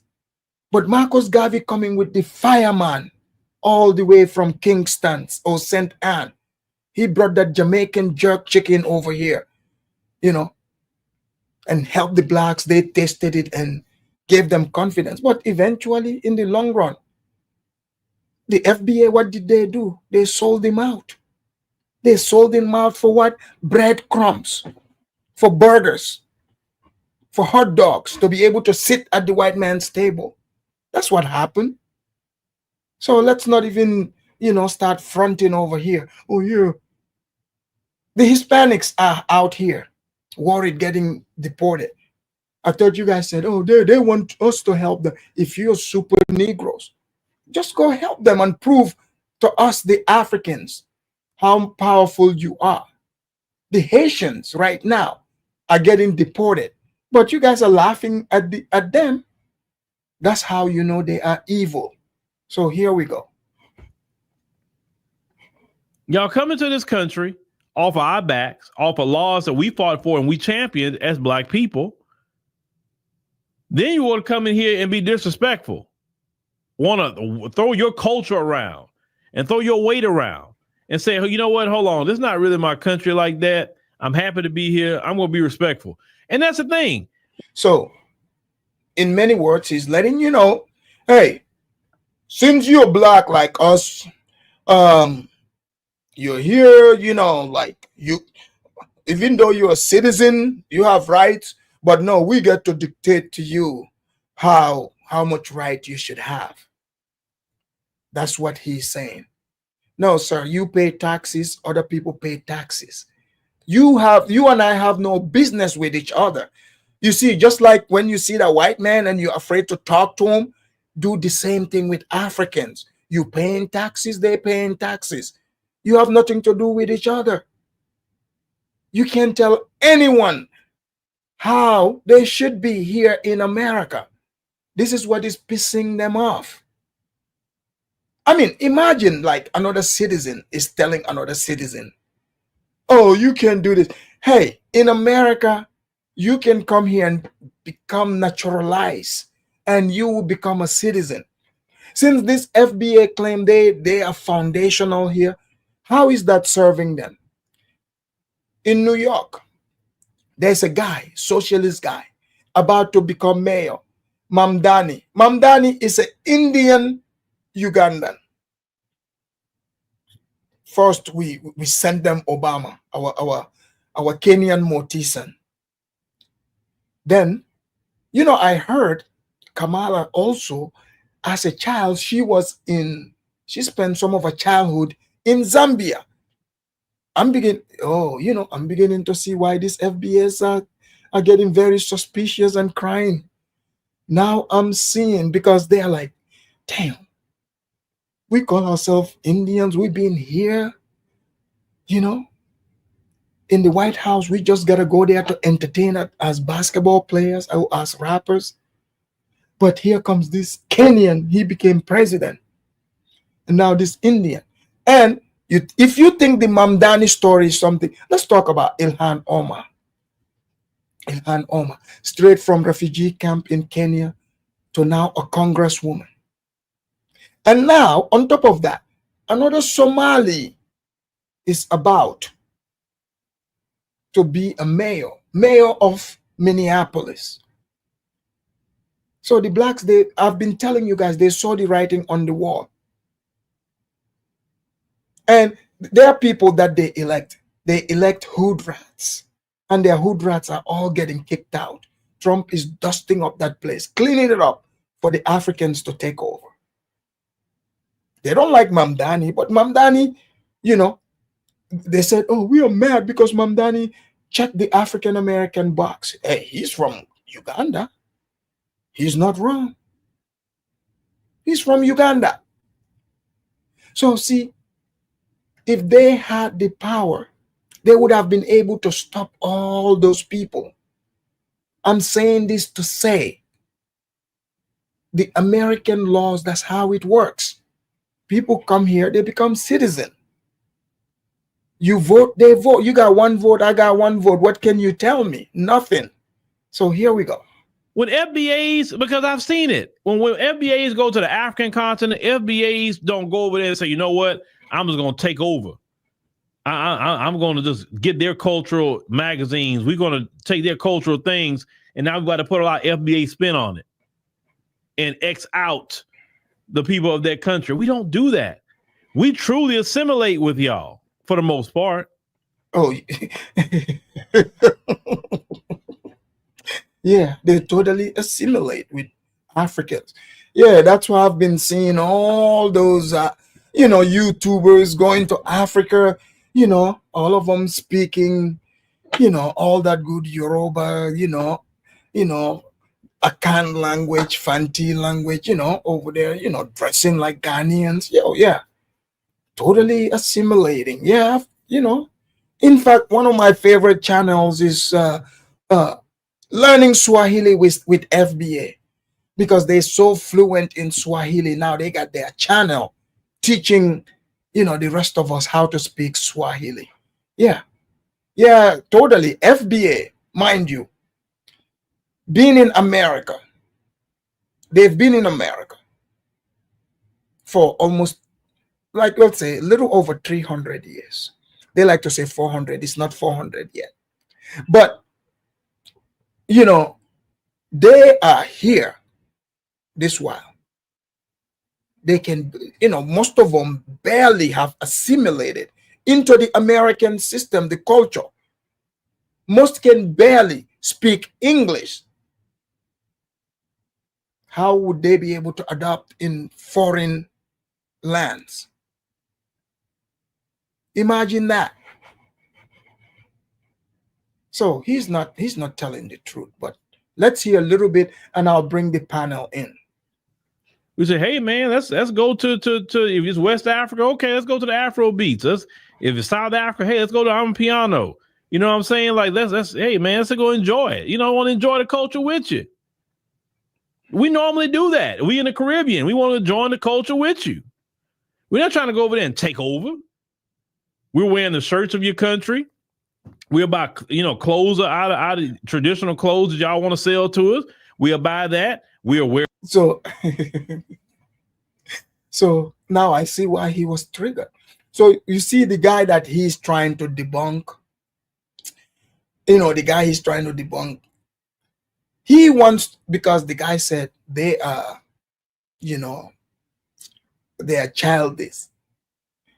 And he got angry. He wants to come and prove to him that he is not angry.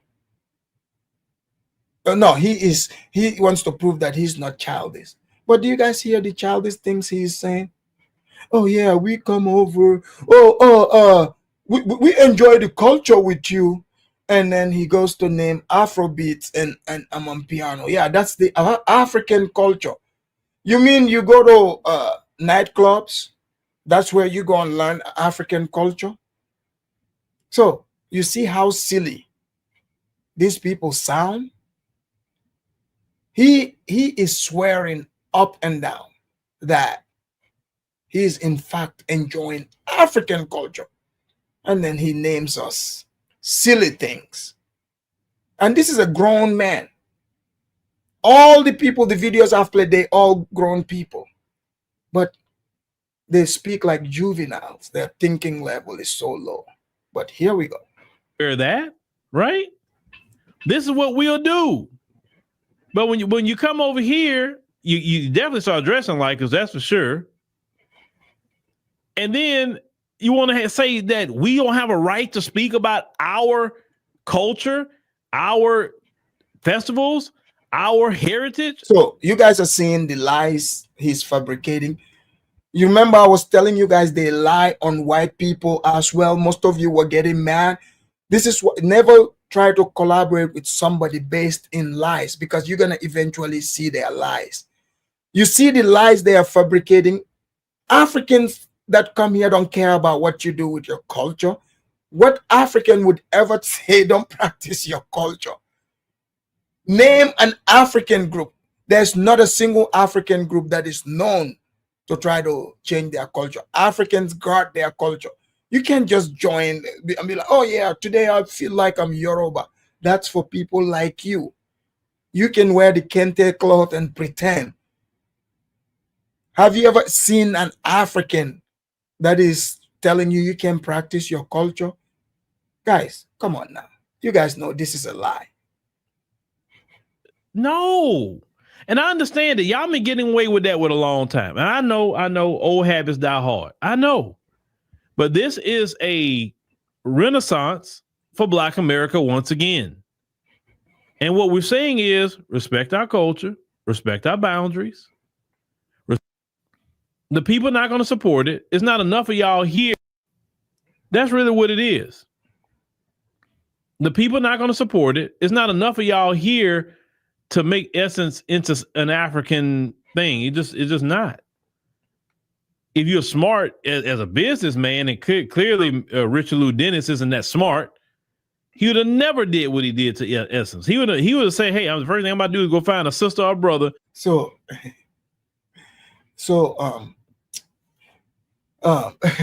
they are offended by everything except their own actions.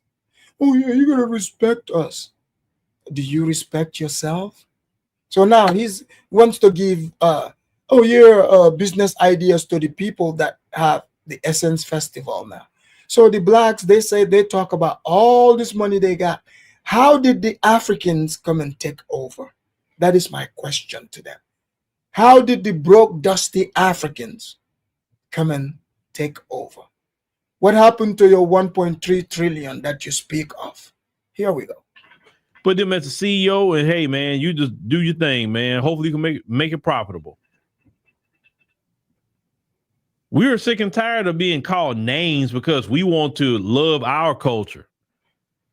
Are you xenophobic for loving yours? Are you MAGA for telling people respect your heritage? But see, what has happened is our culture has made many people a lot of money. And because now we're gatekeeping it, we're cutting off that spigot. They can't come drink from the water fountain no more. Now they got somebody in front of us say, who are you? Where you from? What you got going on? And they don't like that. They don't like it. They feel they should always have access to our culture. All right. Enough of that Negro babble. Let me bring in the panel here so we can have some real discussion here. Gentlemen, welcome to the Afridamus Report. It's been a minute. Thanks for coming on this Saturday to discuss the failed victim class of America. Kofi, Musa, Dana, Sabi, St. James, and Ola. All right, Kofi, welcome to the Afridamus Report. Kofi, what do you see? How did, the blacks now becoming the new KKKs? I've been saying that for years now. ADOS, FBA, they have a lot of parallels that resembles KKK and Nazi. I also did a show. Wait, hold on. Is this the same Kofi that used to come and hate on me? Oh yeah, the one and only. Oh, okay. But I'm giving you your flowers. When you're right, you're right. I'm going to tell you how you're wrong. But you're like 80% right on this because I did a show very similar to that. So when the FBA say that, oh, we cosplay and all this other stuff, mind you, they never have any problem when they're cosplaying as Idi Amin, Forrest Whitaker playing Idi Amin. They have no problem with Viola Davis playing the Woman King. They have no problem with Chad Boswick playing on Black Panther. They have no problem. It's so hypocritical. Look, it's a fact. They are hypocrites. They make we see it clearly. But I see it as paranoia because you see the FBA, a while ago before this internet era, the white man, because of proximity to white man, they elevated them. We see on TV with, you would think they are smart and intelligent, but we eventually came to find out that's not the case. You see, we thought the FBA even owned NBA, all these places. That's what we used to think. So now even Hollywood, until in fact ADOS started coming hating on other black actors and actresses, British actors. Yeah. Who happen to be black. Idris Elba and and they are not even the owners of this company. So I have been speaking on this, even because FBS, if they're in any company, Africans that work with them, ask Africans, they would tell you they hate on Africans. I know what I'm telling you. Not all, of course. Yeah, not all, of course. That's not what I'm saying. Yeah, but what I tell them when they get mad at the British actors, I'm like, so what you're trying to say is that the BBC is blocking black actors from or whatever European network? I said that's a lie. I said the thing that you don't like is the talent. See what happens with British actors, like the guy that say they cloned Tyrone, and the guy that played in I forgot his name, the Nigerian guy. He played in The Woman King 2, and he played in a Star Wars movie. The fact that burns their ass is that they don't know that he's African, because guess what? They are the job of actors to be talented, to take on a different persona. Right. Now, mind you, he's a Nigerian, so he has a Nigerian accent, but he lives in England. So he has to have an English accent, but he has to come here to Hollywood, and now he has to have an American accent. He's like bilingual, trilingual. That and you do not know that. At the same time, they got white British actors playing so-called Black Americans. White people don't get mad because white people got sex. And also, Kofi, what do you think about Spider-Man too? The ghetto hood rat that's attacking African food? Saying it has no spices, it's nasty. They would rather eat Chinese food, Indian food. They don't like Chinese food. Shit on the fufu. She said, "Why don't you put some butter or salt and pepper on the fufu?" Like that makes no sense. It's like putting it's just stupid, man. I don't even answering to ignorance. It's all I don't like to say that they're jealous or anything like that. What I'm saying, but number one, Tim Scott is not a Pan-African. If someone says I'm a vegan, you see him eating a steak, you still can't call him a vegan.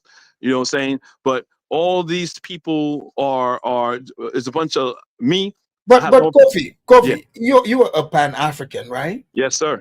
But this is a dirty stain on your Pan-African movement, because you think about it, this field that I just played used to say he's Pan-African, but now he's so did Tariq. Tariq used to say yes, and these people are using terms to describe Africans. Even the KKK is way more civilized than them. Like, what should Africans make of, realizing that they are actually dealing with Black KKKs? The same way. You may not like my answer, but I agree with what you're saying. No, it's not about like or not like. It's about how you see it. It's not about me. We're having conversation.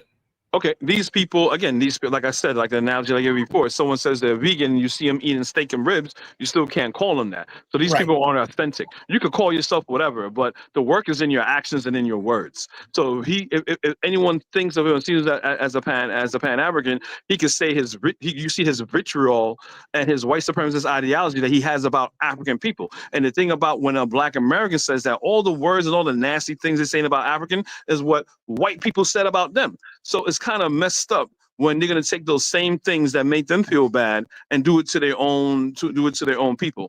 And on top of that, you know what I'm saying, when talk about KK and Nazi people and stuff and things of that nature, you know what I'm saying, so I'm going to take my little jab at you, is that is a MAGA talking point. You know what I'm saying? That is a make America again talking point. That is a racist ideology talking point where you say bad things about African people. Donald Trump says call Africans shithole countries. He says a lot of disgusting, nasty things about Black people. You know what I'm saying? So he will be let's not make this about Trump. Trump is better than I'm not FBA. making about Trump. I'm using a parallel where you have people who say that they care about people and do their actions, they do something totally different. That's what I'm saying. All right, Kofi's here begging to be a victim. Let's go to Musa. No, Musa, you're welcome. begging to be pacified. Okay. You're issuing cognitive dissonance. All right, we'll get back to you, Kofi. Hang tight. Musa, welcome to the Afridamus report. Yes, assalamu alaikum, Afudamis. You may not remember me, but this is Wise Moise. I had to change my name, so my name been changed. You changed it. I have a Hausa name now. Yeah, so I don't know if I told you this, but I did go to Nigeria, so I went to Northwest Nigeria to my people. I went to Sokoto. And I fell in love with the place, man. I was welcomed by my people, and man, like the love and the acceptance I got from my people was unbelievable, man. It was unbelievable, and that's why I said, man, like go back to the motherland, because listen, when you know your people, you know the ethnic group you came from. No matter where they're at, you will go and then they will accept you. Period. Point blank. I was overwhelmed. So I took my Shaida, and then they gave me that name. Well, that's not fully all of my name. It's part of my name. But yeah, man. So I really fell in love with the place. So Rasmus, then you coming fresh from there. So you heard the FBA woman. They said criticizing, saying African food is terrible. Nobody goes to African restaurant. What do you make of, do you think FBA Hoodrat KKK, their hatred now, you know, Listen, like, what do Afidami. you think this hatred is based off of? Listen, it's based off of the ignorance. When I was up there, like the amount of spices, you know, our people put in their food, like the main ingredients they use is onions, tomato, garlic, ginger, scallion, you name it, pepper. Like the really main ingredients is hot pepper and tomato. This is essential to African cuisine. So Hot Rasmus, do pepper you think because like and the tomato. Jolof festival, right? They are criticizing that too. Do you think like the blacks? Because you look at it, they their food they can't compare to the African. It's vast, so many It's different vast. African cuisine, It's and vast, there's man. Like, and there's listen, After becoming so many different soup, so yeah. many different vegetables, so many different vegetable stew. Like it's a vast, man. It's a So vast. so You do you can't even think compare it. the blacks like the type of jealousy they are showing, you know is it good? I mean, I think it's good for them to delineate so we can hold these Jollof festivals here in Listen, America let them peacefully, don't delineate. you think? Let them delineate. Like even for me, after Miss, I delineate myself like from certain Haitian people. Yeah, So I align myself with my Hausa people. That's what I do. yeah. I'm trying to know the language. I'm trying to know the culture. Like certain ignorant people in the Haitian community, I delineate myself from them. Period. Point blank. You know. But So yeah, what do you man. think? Like What do you think about Phil's Phil. take on Africans? Listen, like when Phil like came up, like he was saying that, oh, African diaspora news channel, like he was trying to bring like the diaspora like to Africa. And I'm like, man, listen, man. I'm like, nah, man, this is It's not gonna fake. work. Yeah. This is not gonna work. This is not gonna work. It's fate. I mean, like, if you try and bring the diaspora to Africa, why is that your first trip was in Ethiopia? None of the blacks from the Western Hemisphere, their ancestors came from Ethiopia. Your first trip should have been like either Nigeria, Benin Republic, Togo, Ghana, or Sierra Leone, or even a country like the Democratic Republic of Congo. Why Yeah. were you going to Ethiopia for what? So I was really suspicious about that. Right. And then when FBA come along, and then he started, like to go, and he started to lean on that side. I'm like, yeah. And also he's a filthy rat. You claim that you love your FBA culture, but yet you're not even practicing your FBA culture. Yet you're not even procreating with your FBA women. He You doesn't you want are because see, it's called projects. They're running away from that FBA hairline. They think we don't know. Many of the FBA they suffer from alopecia because of too much chemical treatment. You know, on that hair. We okay, see it on the internet. People constantly the ones that fight. When they grab that right, authentic right. Indian hair, and After all of a listen, sudden it listen to this, detaches. man. It detaches and fall on the ground. We start Man, seeing it. So they man, need to man, stop with they need to stop with the hairline talk. yeah, I mean, like, if you claiming that, like, we on code, like we FBAs, B1, B2, whatever the hell they want to call it, you should be with your woman. You should be with your woman, period. Because I don't see like any white people that I'm seeing that are white nationalists that are very patriotic. I don't see them like dealing with Hispanic women. I Well, don't this see is them dealing with normal. black It's women. normal. It's normal amongst the blacks. Didn't you see? There's a lady. In fact, I'm gonna do a show on that too. The flash flood that happened in Texas. So per usual, FBA they turn on their camera because they are filled with hate. Nobody asked this woman. She was celebrating the demise of some white girls. So because they are white, she was saying they deserve it. Those people, their parents, they want to go live in all white enclave. So you don't want white people to live around white people. You want them to come live around you. So they are making it a crime that whites want to live around whites. What is it about them that they run away from each other? You know, to a point when you don't want to be around them, they say you hate them. Affidavit. They run from each I pose other. myself the same question every day. Like even my baby mama, you know, she's Black American, but she don't want to live amongst like her own people. Like she rather live like amongst white people. I mean, I found that to be really fascinating. I'm like, why don't you want to No, live like because she amongst knows them. She nothing? knows them. You know, she said that, well, I don't like niggas, you know, like niggas are very unpredictable, like they this, they that. They'll shoot you inside. Like if you look at them a certain way, you know, like they might want to confront you, you know, like want to fight you and all of that. I mean, me, like they would never try like to confront me. I mean, I'm a tall dude. I'm like 6'4", like almost 6'5", so they would never dare to challenge me. But man, it's just crazy. But before I go on, I'm gonna say this, man. Like, any of you in the diaspora that wants to will connect like to the motherland. Like, if you find your ethnic group in Africa, just go there. Don't hesitate. Just go there. Don't listen to nobody telling you that, oh, I don't want to go there. No, Africa is this, Africa is that. I mean, if you want to go there, just go there. If you don't want to go, you just want to be like the other diaspora that just want to bash on an African, then that's on you. Because to be frank with Well, you, Afrodamis, we have to work um, on placing a black KKK travel moratorium in these African countries. You know, yeah, we, Afrodamis. To be frank with you, you know, our continent, the motherland is not for for for the everybody. blacks. It's not for everybody. Uh, Period. Point blank. It's not for everybody. It's for certain people, you know, that truly wants to reconnect with the motherland and the specific ethnic group in Africa they came from. It's not for everybody. Like sometimes, you know, like these people, they need to stay wherever they are. Period.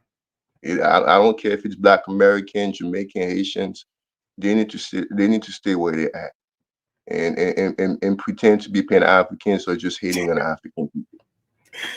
That's what I have to say. But I'm gonna pass the mic. what make, okay, we'll pass the mic to Ola. Ola, welcome to the Afridamus report.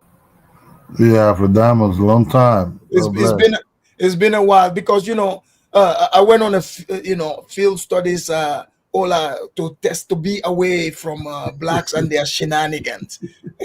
I had black fatigue, so I had to go be in the mountains for some months so I can cleanse myself from I that. got you. I Yeah. got you. I got the topic. Musa, God bless you, man. You're from a very vast territory in the northern part of Nigeria.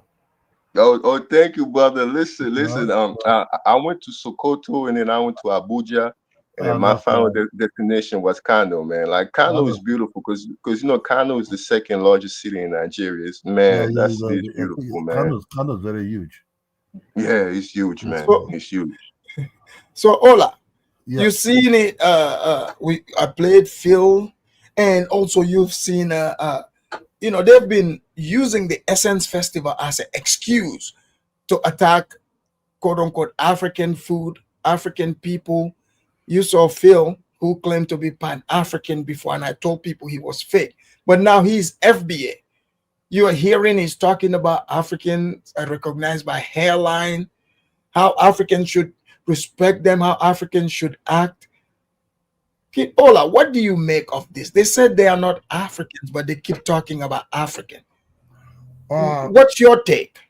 my take is this. You see, these people are trying to make money. So what give them money? That's what they will, go to. Phil was not making money on his travel agent. Then he turned quickly to the FBA side. Say the FBA, they were there or in America. And and it, what I see here is what surprised me about some people have, like, I saw a very grown up guy about 60 something saying Africa don't grow beers because Africa Yeah, can't do beers. Ola, remember I used to say, come here and repeat and tell people how the blacks, these ghetto blacks, they think. People, they're like, oh man, no way, because people are all the way. They think if you're in here in America, because it's so much advanced, people here, like there's no way someone would be that ignorant. I know what I'm telling you, ignorance and childish to the core. So now people are seeing it on the internet. Remember one time I said I went with this black, chick to the restaurant, African restaurant. She was all snobby, trying to be rude. But after she ate some of that cassava leaf, after that, Ola, every time she would ask to go there. She quit. She quit fried chicken, hamburger. She quit all that, black food. That gumbos that she speak of. For that it's just because what you say here is, I think they have their own perspective about Africa, but no, Ola, you're being nice. They are just jealous. They are jealous of the Africans, just like they're jealous of the white man, the Chinese. Because think about it, Ola. They are talking about our food because they don't know how to cook. I mean, you yourself, you've said it here. What do you eat, from knowing them? You were talking about peanut butter pancakes and, and these are food that are coming out of a box. I think what I see here is this, Afro Diamonds, is they dance towards the money. Where the money is, they'll switch immediately to that side. Tariq when I watched Tariq in the breakfast show, he was talking about we Africans, we this, we that. They were trying to make money. That when that money was not coming. He's the owner. He's the owner of. He's the president of FBA. Yeah. And you cannot, without his permission, you can never be an FBA. Yeah. So fee have to take permission to be FBA. He can also dismiss them also. You understand me? So the culture of access of a thing, if it really was a culture, I think you cannot suit culture. Culture is very, Ola, what type of culture even? What type of culture? Culture of selling crack? Culture of standing in the street corner, making baby mamas? Huh? Culture of the bonquishes going to Walmart, stealing, fighting in the street, destroying the white man's, store? They become very loud now. Huh? Loud and obnoxious. The problem, being rude towards Africans. What kind of culture is this? Yeah, after that, what I'm saying is that the Latinos now want us. The Africans. Look, no, the Latinos don't want them. Africans coming to United States, it has something to do with geopolitics. Geopolitics in the sense, look, after that, my dad came with scholarship. Do you know why the America give that scholarship? It's because of the Russians, the Soviet Union. The Soviet Union would recruit Africans as medical doctors and everything. When the United States saw that, they were very scared. Due to that, they want better relationship with Africans by allowing Africans to come to their schools. But not exactly. Ola gave the example. Didn't you see the African leaders going to the Oval Office? Did you see any of them mention the blacks? No, they like to say South Africa. They say, we help them. Did you not see Ramaphosa? We heard him, what he said. He thanked America, the white people, for helping free them from apartheid. Isn't that what he said? He didn't say the blacks. He didn't mention the blacks. Even Ramaphosa came with a lot of white men from South Africa. Yes. His entourage, you're all white. Yes. You understand me? So you cannot say you like South African blacks, why the South African blacks don't really see you as one of them. Ola, you know why I like what Trump is doing? He's showing it in the Oval Office. This is what has been triggering the blacks, because we've been telling them, no, we have something to bring to the table. All the African leaders, didn't you hear them letting Trump know we are about business? We want to do business. We have minerals. We have this and this and this and that. Isn't that what you've been hearing? Did you hear any of them say, we're here for you to give us reparation because we are victims of yours? In fact, help the blacks.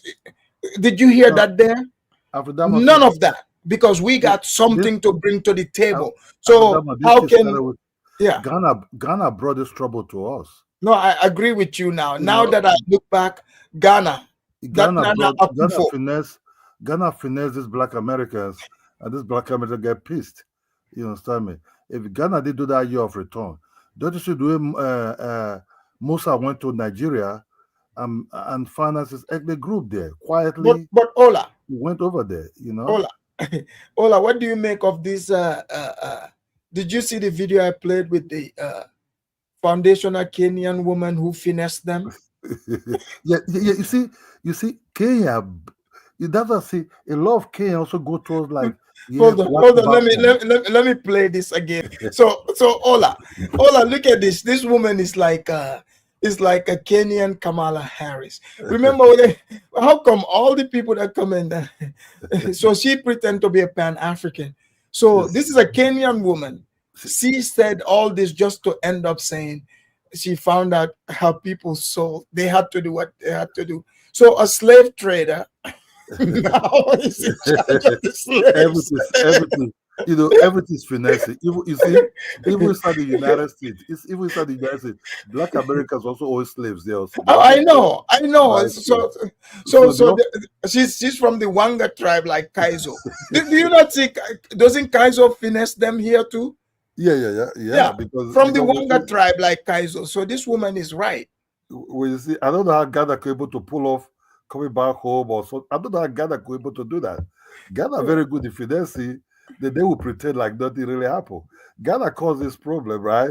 Now other Africans are not paying price or something the other Africans even know nothing about. Right. Since then, all of us say, I'm not African. I understand. They also have what called colorism also in their community also. The ones that look like Smokey Robinson inside. No, but Ola, you just saw some of these people look nothing like Smokey Robinson. They are telling you they are not African. They said they are Indian. After that was what I just noticed with them, you just listen to their story, you move on because some of their story you cannot really relate towards it. Some of their stories is okay, I hear you. Some of the story like, okay, are you a 5 years old boy? So I can understand that. Because some they say, oh, Africans don't grow big. It's a pity. The ones that went the access, I think that guy bought access actually not really in the long run into United States. Because you know it's not going to make access was already dying. I think he want to use it to challenge Afrochella and Afro Nation worldwide. Because Afro Nation worldwide, that's where the money is. I think he's trying to bring. But you see, the thing is, Ola. You know, just like the blacks, they fight for things they don't own. They could have bought essence. They said it's such their culture. How come they didn't buy it? BET, the same thing. Yeah, so their culture is not really a stupid culture. It's a culture that you can buy and sell. Yes, you can buy it. Yeah, you can buy it also, sold it also to somebody else also. Yeah. So it's not the real. Musa went to Sokoto. He saw the culture there. You can buy these people culture. And the blacks, they are culture vultures. See, they're complaining, but they don't have real culture. You know why? You go to a few months ago when they like fighting on the internet with Zulus, when they've been pretending to be Zulus for a while. They got called out. They're like, oh, but we Africans too. We are just honoring the Zulus. No, you guys are dressed like gay people. What the hell you mean? Like Oprah said she thought was Zulu. She went to open a school there. So the black South African finesse, she opened a school there and said she's Zulu. Sitting there with Mandela. So culture is not what you buy into. It's very difficult. You can see what happened in Ghana between that Igbo man trying to bring into different culture into Ghana. They say, no. So culture is a very strong thing. It's the way. But Ola, over here, if you look at it, the white man is not who's fighting the African. It's these blacks trying online, this FBA. You remember they used to say white supremacy. Now they are fighting. They're going against Africans, and Africans keep ignoring them. Like, we don't care. If you want, you can be an Eskimo. Like, we literally do not care about this. Yeah, that's what I said. They're just wasting their time Africa don't really. If you like be snake or rabbit, we don't give a damn what you want to turn to, as long we just make our Look, money. within 5 years, they would be celebrating, Jolof festival. Watch. Within 5 years, I mean, it's spreading all over the United States, and not, we'll make sure we spread it to reach every hood and ghetto in America. I think we just let me round up. I think we just make peace reign. You can be anything, that yourself. Thank you, Thank you. Afrodamus. All right, let's bring in Bang. Bang, welcome to the Afridamus Report. Man, Mr. Afridamus, man, this is my first time calling on your show. Yes, where are you calling from? From DC, from Sierra From Leone. DC. Oh, you're from Sierra Leone. All Yeah. right. So Bang, since this is your first time here, what is your take on FBA being the like the KKK, the number one haters in America? It's pure self-hate, and then at the same time, their lack of power. They can't project power in America. But why they think they can target Africans? But like, no, as far as I've never African is bothered with them. Yeah, because they can be whoever they want. Africans don't care. Yeah, because of it's like you in Africa, right? You've been the lowest tribes. Let's say in Nigeria, right? The tribe is like, who knows, about 2% or 1%. A Igbo man, it's not gonna worry about that tribe, for power. You know what I'm trying to say? Or like a Yoruba man, it's not gonna worry about that because they're like 1% of Nigerian population. So so basically what they're doing is now they basically being cowed by attacking Africans. There's only maybe like 1 or 2% in this country, instead of them attacking their own culture, their own fucked up people inside their own culture first, and then after that now create a structure of power and then project that later on. They don't want to do that. Instead, they want to go around and attack people that's like 1 or 2% in this country. That's their main problem. They can't project power, and then it's been too long for them, especially the men. Because the men, like right now, look at Bowie, right? Bowie is close to DC, right? Who? Bowie. It's like the Black excellence. We have Oh, you mean houses, the Boule? right? No, Bowie. Yeah, exactly. Yep. So a bunch of black people have lost their house because of Donald Trump. When Donald Trump came in power, Oh, you mean the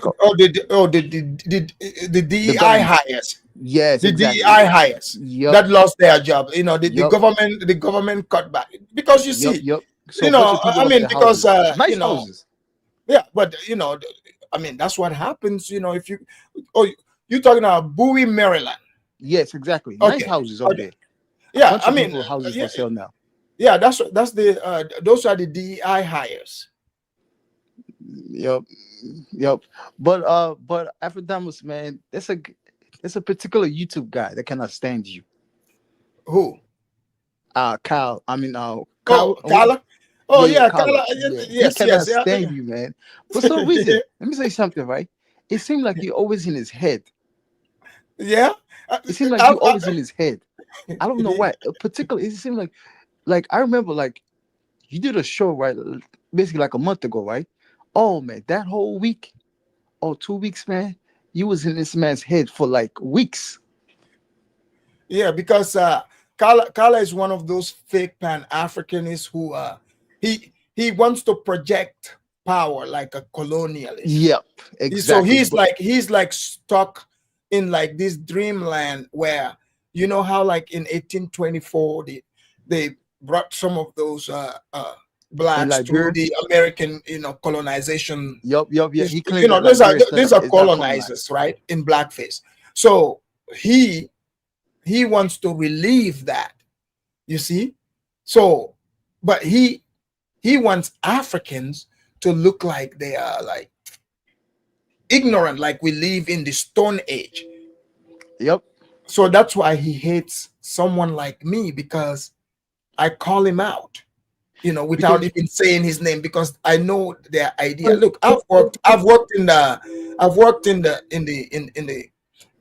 prison system in the past for 8 years as an officer. So this is the favorite home of the old angry Negroes, former crack dealers, drive-by shooters, gang members. Alpha has Kala ever came Hold on your page? Have you ever came on your show? on.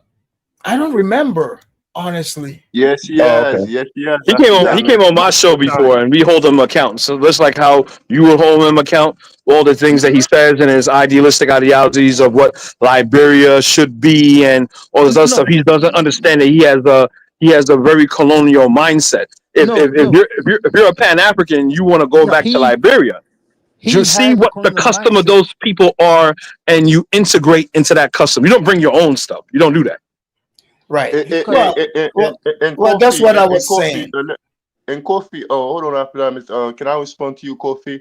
Listen, and I've been told Kala this like multiple times. I'm like, listen, Kala, since you claim that your ancestor built Liberia, why don't you go back to Liberia and be amongst your American Liberian, since you say that, well, the native, like, they took Liberia over, so I'm not going to Liberia.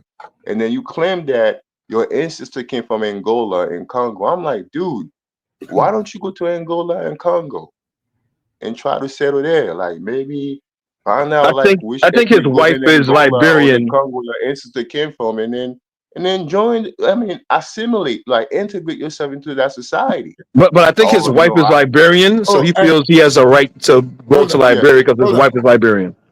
guys. Let's allow St. James to chime in too. St. James, are yeah. you Go there? ahead, St. James. My bad, man. Yes, I'm here, man. Thanks for St. having James, me, Academics. welcome to the Afridamus report. So St. James, the ghetto, they've sent out their hood rats on the internet, to come and let us know, that they are Indians. They do not eat African food. They have good hairline. And Phil, who used to be claimed to be Pan-African, now he's full-blown FBA. So he said we need to respect them and not tell them what culture they can or cannot practice. What's your take? Alpha Davos, my take has always been like this. As the Africans who came from the continent that live in America, right? Right. And the ones that live next to Black American.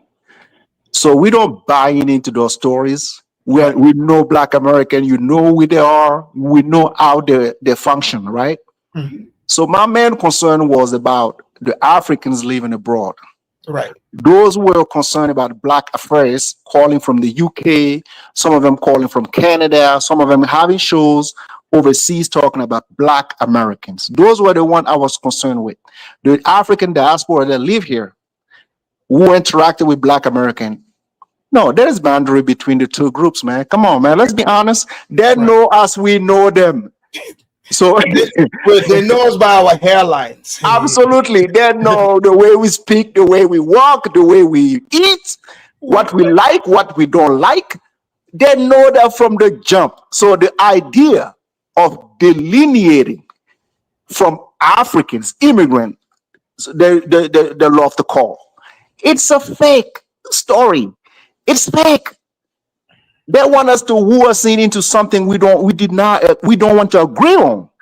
Like what you said, when these people came with Pan-Africanism after that, we saw that from miles away. You remember on your show, yes, people were mad at you, people were mad at me. They said, these are the Africans who don't like to unite. I said, okay, wait and watch. Wait and see. You're going to see what's going on. We've been going through this for years, but YouTube had made it possible for you guys to see it in full sight. So, and St. James, I forgot to respect the owners of America since it's White History Month. Let me give the shout out to the white people. Go ahead.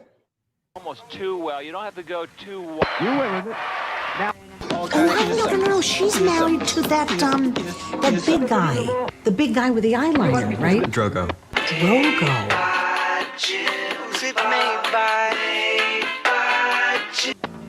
Daddy and I are never going to get a divorce, but if we did, we would love you both just as much. Oh, yeah. It's a relief. Thank you, Mom. Hit the play button. I have a major announcement right now. The 1st of July is White History Month. So the whole month is White History Month from now on. Happy White History Month. It's White History Month. I'm gonna celebrate with my friends. It's White History Month. So be sure to tell everyone. There will always be different months to celebrate. This month's gonna be White History. It's White History Month, and I'm gonna celebrate America. It's White History Month, and I'm gonna scream it to everyone. There will always be different months to celebrate. This month's gonna be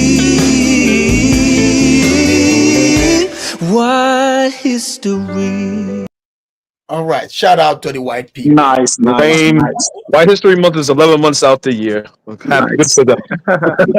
Nice, Alpha man. Like I was saying, Alpha, look at the profile of this Pan-African, right? Look at their profile. You know, these people are not about unity. You know, we've been knowing that, and we've been trying to tell Africans that this is not about unity. This is not about Pan-Africanism. But some of these Africans who come from disturbed country in Africa, they're the one who are going there telling Black American this is about unity. And the likes of us, we told them we don't see the unity here. But you remember, I used to be on those panels, and I would ask the question, okay, what are we uniting on? No It's one a genuine question. No one answered the question. You used to ask that question of Dinus? No one answered that question. Anywhere I go, I ask. No one answered that. The same one who promoted. So after that, but some of them, right, who had Africans in the name of their channels. What happened? They changed the names because the grift didn't work. The Africans that live here in America, we don't buy into those stories. We live here. We know who can be a Pan-African, who cannot be one. Right. You know what I'm saying? So we're going to have to protect the people in Africa about exactly what's going on here in America. It's not about hate. It's about what you are promoting. If you can't sell it to the African here in America, you cannot sell that in Africa. It's not going to work. Like you said before. So you said, show me one Pan-African who's preaching Pan-African, who made a friend here in America and went to Africa. It's going to be rare to see that. Why? Because they don't connect. Like what this lady just said, we don't eat your food. We don't do whatever that you guys do. We've been knowing that as Africans. Africans have known that, but we kept it cool though. Africans kept it cool. Hold on. Give me a second. Just give me a second. Give me a second. Give me a second. Just give me. No. What happened? I said you skipped me. No. Let me finish my point. Alpha Damas, I lived in Chicago, right? Right. In Uptown is a place called Uptown, Chicago.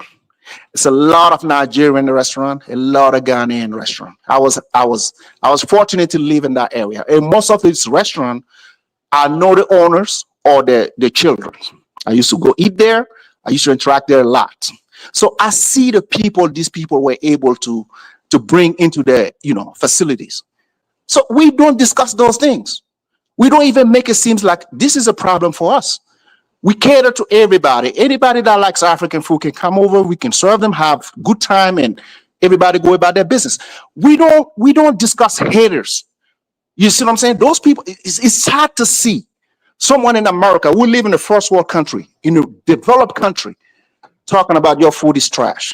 Right. And you guys need to delineate from Africans. I think that's supposed to be the other way around. Right. Africans don't hate on other people's food. Even you see the Ghanaian and Nigerian go at it with the Jolof. Did you ever see a Ghanaian say Nigerian food is trash or vice versa? This is fun. This is good time, having a good time. Even the Jolof rice and the jambalaya, the guy said, it's not about which is first, which is second. It's just bringing the people together. Right. Africans don't downplay other people's stuff. We don't do that. But for them, it's like, yeah, man, these Africans. Afro-Damas, the guy said, only two guys, Davido from Africa and the other guy from Jamaica. Who? It has the guy that performed at the Essence Festival. Oh, that's because of two guy. Mm-hmm. Man, look at what's coming to us, bro. Yeah, it's. I mean, it's like it's kind of, when I used to talk about it here, people are like, no, it's only on the internet. No, it's real, bro. No, it's real. Man, Like because, Essence Festival, the It Essence started magazine in was for so me, good. like for me, 2005. like the Man, essence. that thing was I so don't really. 2005, man. Yeah, I don't like. For me, like maybe back in the days, I would Yeah, follow like ain't the nobody worried about essence stuff. Essence. But to be honest, like for me, I'm surprised that it even still exists. No one know The same over African. here I said too. African on the street. What is essence? He was like, They don't what? even know. Yeah. You go to Africa, you ask the average African, 98% don't know what the Essence I means. heard of the name. I know this takes place in But New these people, man, Orleans. I don't know what that too is. much, man. Look, Sometimes. no, We because are taking your culture. Like, okay, you have You a don't culture. You care don't what it discuss is. another man's culture. We Africans don't discuss your culture. We don't discuss. You don't discuss another. If you feel like in your own skin you are proud of your culture, you are proud of everything you have accomplished in life. You don't discuss another man's stuff. well, St. James, think about it. I mean, Right. these blacks, are they telling us that all those, Viking black, blonde black women? Oh no, okay, that's totally not cultural appropriation. St. Right. James, I mean, look at the trend. They are everything except African. If you tell, most of if these people, if you say you look African, that's an insult. I've said Right. it here.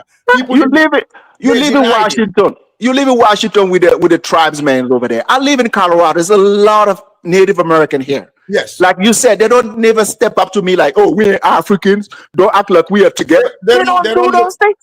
We don't look nothing alike. Nothing. They said African Africans. I go to cities, bro, small towns. When they see us, like I go to my friends. When we go there and these Native Americans, they see us. Oh, this is the first time we see. Like when we discuss, we drink beer together. We have yo, we never seen you guys around here, man. You guys are cool. Come around again so we can discuss. That's what they do to Africans. Like yo, we love you guys. We don't even see you, and we keep it cool with them. Like they never said, "Oh man, you guys don't lump us together. We have a different culture. We have a different way of life." This come from Black Americans that hate Africans, and we've been telling that to these Africans that don't live here. We live here. We're not. There's no way for us to lie to you. These people don't love Africans. They don't like African food. They don't like African music. They don't like African clothes. They don't like Africans. Whatever. It doesn't matter how much you're gonna spend on the channel trying to sway these people about Africa. You're wasting your freaking time. People have been living here for years. St. They James. have experienced this. They don't James. care. Waste St. your James, time bro. with these people and James, leave I'm gonna those agree with Africans, you right? 100%. Africans, those Africans, right? I would rather have them discuss about their own country, how they're gonna connect their country to Black Americans that hate Africans. I would love to see that. Don't bring Africans in there because we tapped Can out. can I say Let's bring something? in Princip. Let's bring in Princip. Yeah, Princip, go Yeah, ahead, yeah. my bad. Salute to the panel. Salute to everybody, man. Salute to our professor, the knowledgeable man, Alpha St. James is on point on a lot of things, but I feel like he's not differentiating between. Mama, pause it, quiet, quiet.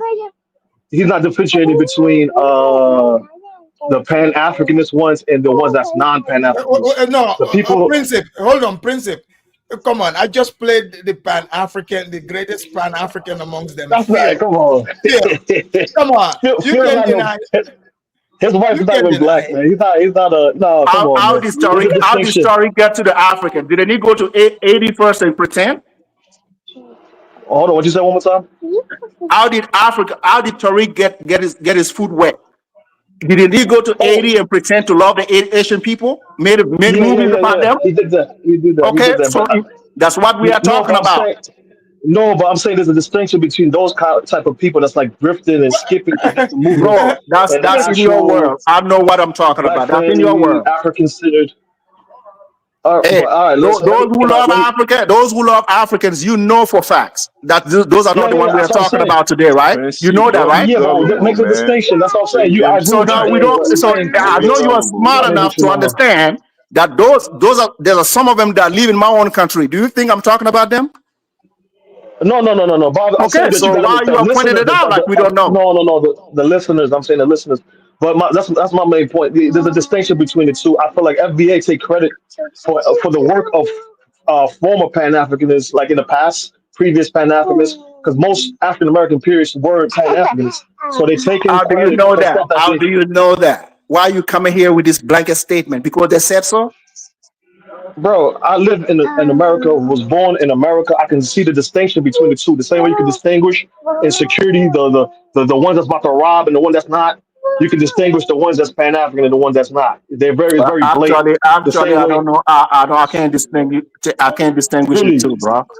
Afrodamas, you can't distinguish the difference between a saggy waggy type of African American and a pro black. No, no, you said Pan Africanist, brother. Don't. It's not black. You said Pan Come on, man. Africanist. Come on, come You on. said But no, no. you could distinguish. Stick to your word, bro. Stick to your All right, word. the You are Pan talking Africans. about Pan Okay, the Pan Africanist. Africanists. So that's what Okay, I even just told you. so, At this time, I don't know which is yeah. fake, which is true for me. So Princip, what do you because you're hearing the blacks, they say talking, they said African food is, this is not, this lady, this is the video I have, but if you guys remember, I have said this in the past, and people, oh, Afridamas, you creating divide. I mean, like there is no unity, and I'm not the type who goes around talking about all that unity stuff. Like we have to be united in something. Like what are you into? What am I into? If we are into the same things and we are walking in the same direction, sure, we can unite on that. But if your entire MO is,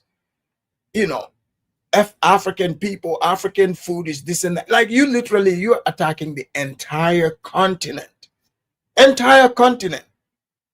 So, like that shows you those people lack, the sense, on how to unite with any decent group of people. Because if you know better, you're not gonna go insulting other people's culture. Like there are Africans who would say, "Oh, the blacks don't have culture," but I don't know anyone who insult their culture in front of me. I've never seen it.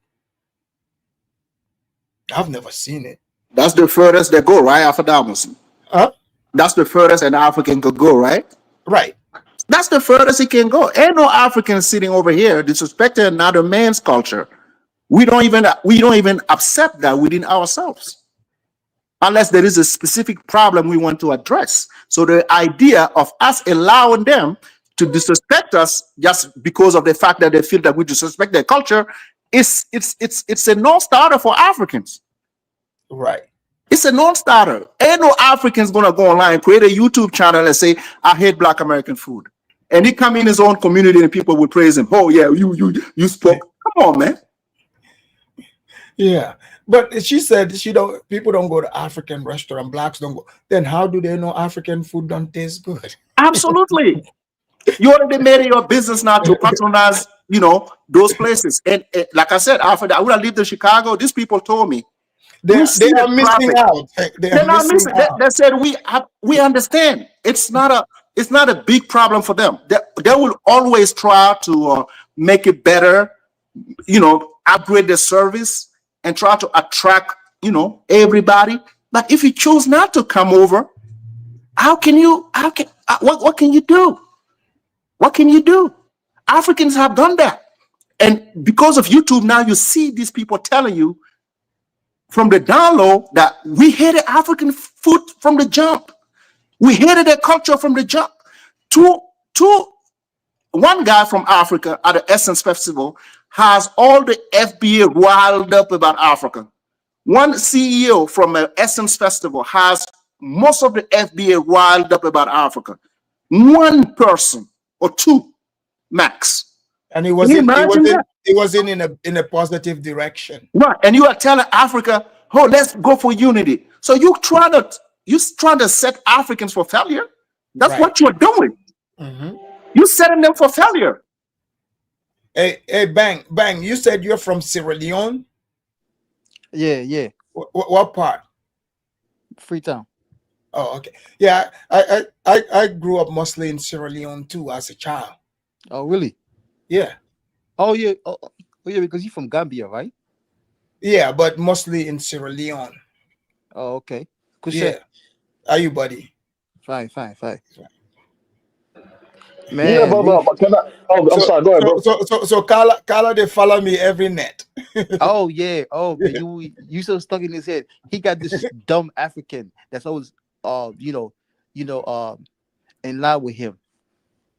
Little Of stupid course. Elvis. Ben, don't worry about these Africans. They have I mean, you Elvis know, always kissing his ass. they are trouble. You know, they wish they can be Black American. Look at where they come from. Look at the names. Look at they were colonized by Black American. You have to understand that. You right, but Say James, man. I think you're Hey, listen, we have generalizing, to man. go there tonight. We're going there tonight because some African, we need to address some Africans. When you use Africa, you got to understand that it's 54 countries. So you have to be able to represent Africa the right way. If you can't do that, represent your country. You understand? In this trying time, I don't want to feel like I'm talking for Nigeria, Ghanaian, and no. If you can address the issues the right way, step back and let the people address it. Or you are trying to muddy the water for other Africans. We don't want that. Africans, we didn't come here on one leg. We came here on two legs. We have our chest out. We feel like we want to do something for America, and America can do something for us. We didn't come here to beg anybody, no white, no black, no yellow, nobody. We came here to do whatever we can do here. Ain't no African American going to sit in their house and tell African, this is what you guys need to be doing. And that shit ain't happening. I'm being honest with you. It's not going to happen. If you talk about unity, it has to be brokered by African American, Black American, and African. Or there is nothing going on. I'm telling you that. That's true. But I'm saying you can't like generalize all of them are not I'm FBA. not, brother. I'm not. I am addressing those African American, Black American who have issue with Africans in general. Those are the one I'm addressing. Those are the one who trigger, who won the diaspora war. There's never been a war. They're the one who want to push Africans to say things so that can trigger them. Yeah, they Africans. Philip, look, see, Obama, right? Obama deported more Africans than Trump right now. As we're speaking right now, if you look at the stats, Trump hasn't matched Obama's stats yet. Trump is still below. So from 2008 to 2016, during Obama's term, ain't no African running for Black American about anything. Nothing. We got deported here in America. Whatever happened. Africans stood here and did what they had to do. It's not because of the YouTube. These people feel the right to tell us that, hey, we ain't supporting you. You never supported us.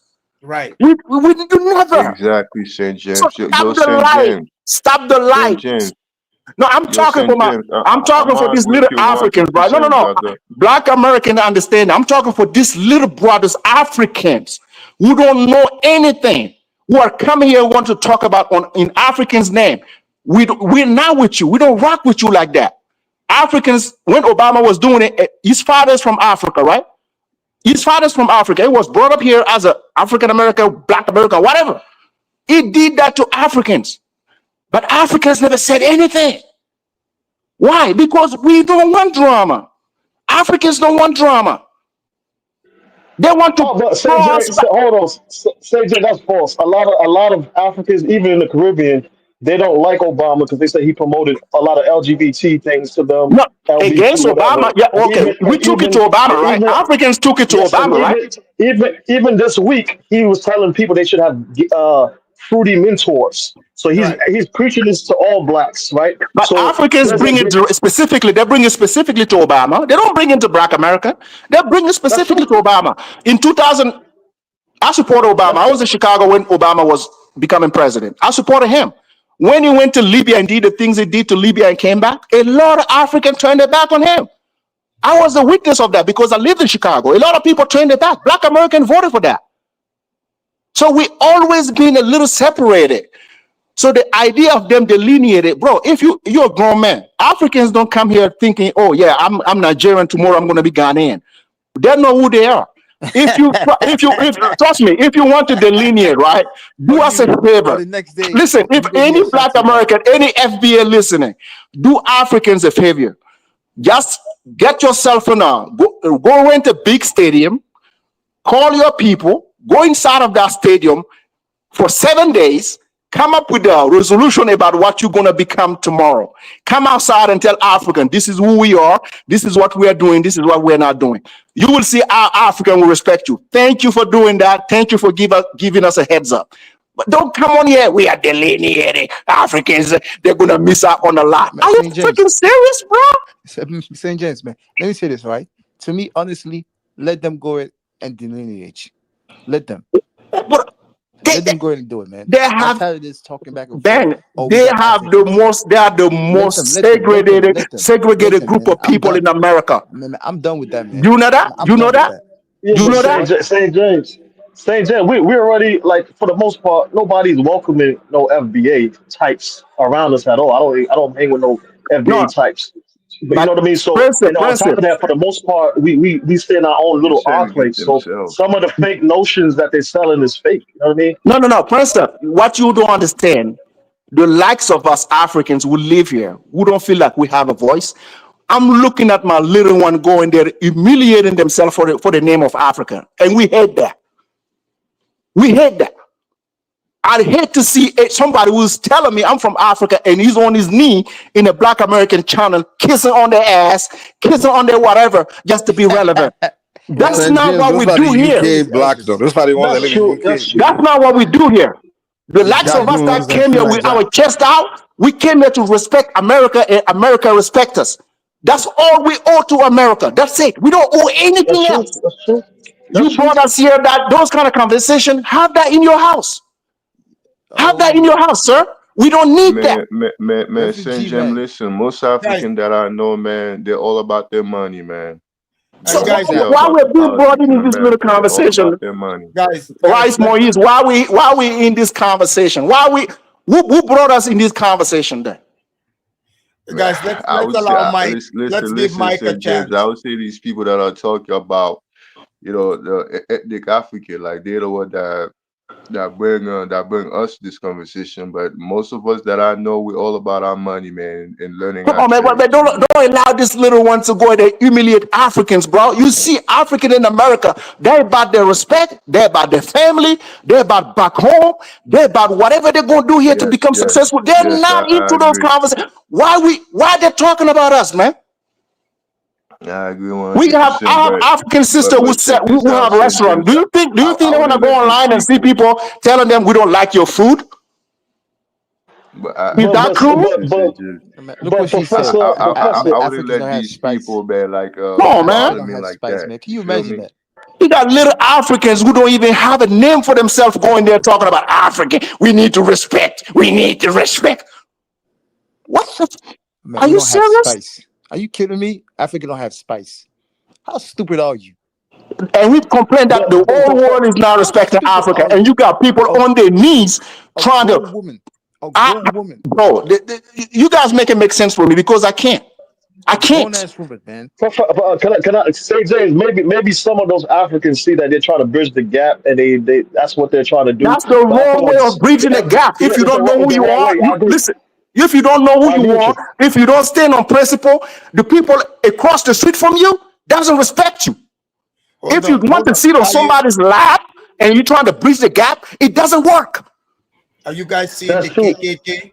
Are you guys seeing the black KKKs? Are you guys seeing them in their robe? You guys see this? Don't you guys know these people? Wait, He live in Texas. After so the He black see a lot of KKK are us? Nigerians there. He see a lot of Nigerians there. He know what's up. He know other Nigerians running circle on his ass. He knows that. Hold on, guys. Let me play the black KKK soundtrack. Okay.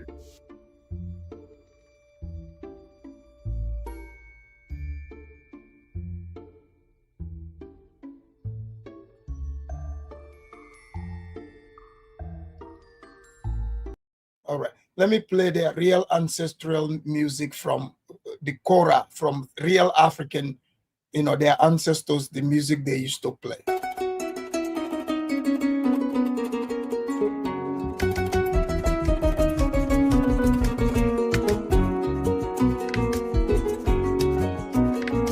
All right. So I was playing that to hypnotize them, to bring them back. Go ahead. that fat boy from Texas. You know what's going on in Texas? man, Alpha Damas, I want to say this and be quiet, right? Alpha Damas, that fat boy live in Texas, Houston, Texas. There is a big community of Nigerians over there. That guy is triggered about Nigerian. The guy that's sitting That's where his pain on is the coming thumbnail. from. The guy that sit on the thumbnail. We know him. He live in Texas. He can't stand Nigerian. But you go to Houston, Texas, the Nigerian, that come on, man. You can't play with Nigerian in Houston. He knows that. That's why he always come in, act like, yeah, West African.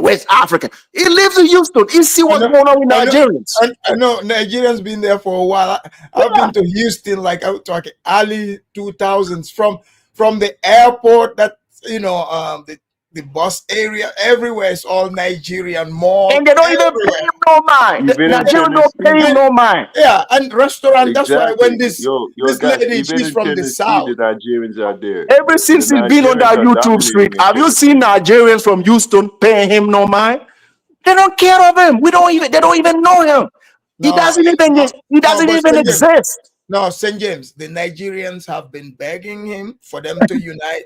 The Nigerians in Houston, they went to Phil. They say, Phil, please allow us to cosplay you guys. Mike can attest to this. Mike. Yeah, I know Houston very well because I got family there and I spent a lot of time. I'm messing with you. He didn't say. One of the reasons why I give up on Black Americans is particularly Black Americans in places like Houston, because that city, literally, Nigerians are probably, if you put Nigerian and the Africans together, they outnumber the Black Americans. And the Nigerians are doing so well in that city, dude. Literally, the white people, Nigerians really kill Black stereotype. You will have white people in Houston tell you that, wow, I didn't know Blacks can perform so excellently in things. Because hospitals, you go to like this, the largest medical center in the world is Houston Medical Center. Like a lot of the doctors there, the nurses, and white people will say, "Oh, my doctors in Nigeria," like they have so much respect. And because of that, they start stereotyping Blacks in Houston. Because of that excellence that the Nigerians and the other Africans as well. Like, and the Black Americans are upset about that. And they still have this delusion of grandeur that they're superior to the Africans. They're supposed to be superior to the Africans. Dude, you don't have to be like that. You will see that should always irritate me. That my mom living in Houston, that thing always irritate her. Like you will see a Black American guy that's a janitor that dropped out of high school, and it literally want a Nigerian doctor to bow down to him because he's Black American. Delusion of grandeur. They just think they're just this superior group of Blacks. They're superior to other Black people. The fact, if you're African or Caribbean, you're just inferior to them. And I'm like, what is this delusion of grandeur coming? What do you guys get this from? Like this is called the main character syndrome. Yeah, because they will get annoyed. It's the new generations. It's the new generations, man. Like the last 30 years, they haven't done really nothing. That's why. Do you know that Hispanics in Houston, they will come partner with Nigerians to do business to try and they say, oh, you guys are good in business, you guys are smart. Literally, you will see if you go to like the southern part of Houston, it's a lot. It's a street, you see a lot of Nigerian businesses, and you will see Mexican/Nigerian food because the Mexican will team up with the Nigerians to sell their stuff and to team up like a partnership kind of business where they both open and sell diverse food or diverse merchandise. Tacos. And you will see Caribbeans too. But the Black Americans refuse to work with the Nigerians, to partner with them. Well, maybe they have no product to sell. I guess maybe that's what it is. They will still distance themselves. In fact, today I saw some at the park selling some flea market, These people like literally Mike, they don't want to do the Africans, but then they will accuse the Africans of not want to have. You guys are wearing your Nigerian drip and you wear your Nigerian clothes. You think you guys are not intimidating? You are intimidating. That's what we are getting as Africans, bro. You guys go on the Essence Festival. You step up Nigerian with your attire. These people are intimidated. That's why we are getting this. You guys should understand. I don't know what it is. See, I'll listen to you. Principe, the thing is this. Nigerians are very hardworking people, man. Principe is from the Caribbean. Principe, I had this conversation with a lot of Caribbeans too. You have to understand. the way Black Americans relate to Caribbeans is kind of different from the way they relate to the Africans. Like they view, I would say the way they view you guys is a little different. Yeah, they think they're superior to all of us, but with you Caribbeans, they still kind of tolerate you guys and accept you guys to a degree. Their issue with you is not really that they have hatred for you. It's more like they just think they're superior to you. But with the Africans, not only do they think they're superior to the Africans, they just have this hatred, like just like the Africans. It's It's a almost like a disdain. hatred.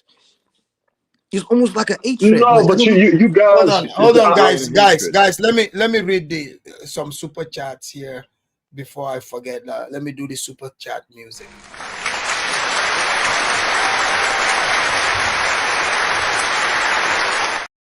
All right, let us go to the super chats here. We got FBA Young Lion said, where was all this energy when the Caribbeans deleted Africans in the UK? You see, FBA always looking for violence.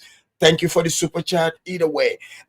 Emancipated Negress said, African women in America wear more crooked synthetic wigs than anyone's in the world. Just watch any Nollywood movie. Ma'am, I thought you said here in America, now you're talking Nollywood movie. Which one is it? Our African queens are walking around here with natural hair. Quit lying on them. You have not, the ones that pretend to wear those wigs, those are Indians. Those are not Africans. But thank you for the super chat. Let me after that was let me I'm respond. almost done. Yeah. I'm almost done. I'm almost done. Okay. Latifi, thank you for the super chat. He said this is a theory about one continent. Looking Bantu, Erectus back. You mean Afridamus back? What's wrong with you? But thank you for the super chat. All right, go ahead, man. See, let me see that point he's talking about. Oh, you know what he want to talk about is the Caribbeans in the UK back in the days they were hostile to Africans. Yeah, we get that. Back in the days, maybe the 90s and all that era where everybody was so ignorant of Africa and people, the only information out there is what the mainstream media feeds you about Africa, and people were ignorant. We get that. Everybody was hostile towards Africans. But today, the Caribbeans in the UK have known better. Like, oh, wow, these people are not really African people running around it like we thought. So they now in the UK, the Africans and the Caribbeans, they all like, respect. There's no. Oh, yeah, they're celebrating the Yam Festival together. Exactly. You say Caribbeans, exactly. Look, even America. Mike, here's the thing. These people will be celebrating Jolof Festival within the next 5 years. Okay? I do believe they that. have to I do learn, believe man. that. Even back in the after I remember back even in the 90s. I know you came in like you're not probably being that long, like back in those days. Even when the Black Americans used to like kind of push the Africans aside, there used to be some Caribbeans that were like they used to embrace the Caribbeans, especially Jamaicans, Oh no, I've been here to the point where even with quite some Africans, time. Yeah. even with Africans, for us to get close to them, sometimes we have to lie to them that we're Jamaicans, just to allow them not to attack us, So, Mike. but the thing is, as we come to the new time where we all know the Caribbeans now have embraced the Africans, because now they know that actually we now have good access to information. We know the Africans are good people, progressive people. So the Caribbeans have moved on. So what's up with the Black Americans? Like, I don't get it. Caribbeans always have love. Always. Caribbeans always have love. I'm talking about the ones that grew up in America. They were more Mike, the competition that you guys bring in, especially the Nigerians. When I saw the Essence Festival and I saw the African with the African attire, I was in my bed. I said, problems are coming. I swear to God. It's something like I know my Black Americans. There are certain things they're going to be able to handle, certain things they're not going to be able to handle. When they have that nature of jealousy, they have that nature, and it's on you. Like when that hatred is coming, like I said, as African would live here, we go a different way because we don't want that kind of drama. When they bring it to, even when you talk about they see Caribbean a certain way, I've witnessed that. Even their girl, they talk about Caribbean a certain way. When they want to down Africans, you see the way they talk, and we've been through that with them. We said it's not a problem. Africans don't have those kind of problems. Whatever they bring to us, if that's what it is, we are happy they brought it to us. We say, okay, thank you for bringing this to us, to our attention, and we're gonna have to deal with it in our ways. We don't get mad. We don't get pissed off. We just look at it the way it is. You see what I'm saying? So when they talk about delineation, I'm like, who's bothering you that much for you to delineate? Because it's not African. You know what Kala was telling me the other day? They are He said, jealous. you're African. When you come here, you should just shut up and fall in line with us. No, that's Mike. That's because Africans, right? We come here, right? Trust me. When we came here, you see what these young Africans are making. You know why Phil is able to sit on his channel and say we want Africans to do what we want them to do? Is because some Africans have agreed that they're the one who brought us here. That's why we're pushing back on these things, telling Africans, when your embassy here and there is a mutual agreement between your country and America, you can't claim nobody bringing you here. Some black Americans were trying to set a bait to Africans, and some of them low self-esteem Africans took that bait. So today they have to sit in their house and agree with whatever these black Americans are It's telling usually them. the ones in the UK, man. It's those Thank you. Ain't no African, those ones, they don't know ain't anything. no black American brought me here. You know that from reading the laws, from reading everything. They fought for themselves. We can't take that away from them. Africans, let me tell you something. When African got their independence, didn't we open our border for everybody? No. Oh, you mean when we, yes. Yeah, yes. welcome. We Our welcome. borders, right? Yes, we did. So do we sit here and take credit? Hey, we also have our border open for you guys. Some black American get their visa in Africa. They have to travel. They travel all the way to Africa and get the passport stamp. Can an African guy do that here in America? Yeah. If we can't do that, we have to get the visa here in Africa before we get here. Africans have made it possible for them to get their visa in Africa. So who's supposed to sit on a channel and brag about, yeah, we made you. Come on, bro. Come on, bro. I think that they are the issue is with black Americans. They have to learn to just have that diplomatic or that relation, like human relation thing. They have to learn it. Like it's not human engagement is not about superiority and inferiority. It's not about someone got to be superior to somebody, because their mentality is that okay, now if we're going to be here, who's more superior than who? But it doesn't have to be that case, because the Caribbeans and Africans, we don't discuss who's more superior among ourselves. Even you get what I'm saying. People just live. We just share culture, like learn, and and just. I don't see where the Africans and the Caribbeans are hanging out, and they're trying to establish. When you are told you are better, when you are told you are better for years. In Africa, Mike. So what's Yeah. the point of us? In the community, if you come to the Africa, what you mentioned, the Caribbeans and the Africans, they just live together. They play soccer together. They go to they do business. The Caribbean back in the days, they used to be more aligned with the black Americans, but today they're like, no. We gotta fuck with the Africans, man. Because they these see guys are doing the good things, interaction, right? They see the interaction. They see who's about unity. They see who doesn't undermine who here in America. This Caribbean, they came about that time because the clock was ticking. African were looking at it like, wow, these guys are, because you see who embraced that, Mike? Who are pay respect to? I think that's who the are beef they supposed started to put having us with the down. Caribbeans. You know who are supposed to put us down and they didn't do it? The Asians. They were the last group to put African down. You know what they did? They embraced Africans. My Asian brother embraced African. In New York, the Asian embraced Africans. You know, everyone used to think the Asians were Africans. So I remember back then, man. I've never seen an Asian guy came to me. I'm not African. I'm not. No. Because the Asians, their accent is not like the other Caribbeans. So the black Americans used to think they were Africans. They used to call them Africans, Yeah, but we got the same hate. We were dragged the same way. They made fun of us the same. But Mike, do we look at all these things and say we're gonna delineate? Nah, man, we're supposed to delineate. We just kept our things going, Absolutely, this is America. This is what comes with it. We're gonna deal with it. We're gonna roll with the punches, like what people say, and we're gonna make it better. Guys, let's allow Voom to speak. We got a new speaker. Voom, are you there? Voom, unmute your mic. Yes. Can you hear me? Good evening. Loud and clear. Voom, where are you calling Hello. from? I'm in Miami, Florida. Miami. Okay. Are you black? Yes. I'm Nigerian, bro. Oh, Nigeria. Well, I Yes. mean, there's white Nigerians, you know. There is Oh yeah, Lebanese Nigerian. Ashley Plumter. Yeah, Ashley Plumter. yeah, Absolutely. yeah. Thanks for having So, me. Thanks for having no me. Very problem. engaging. Oh Yes. yeah, yeah.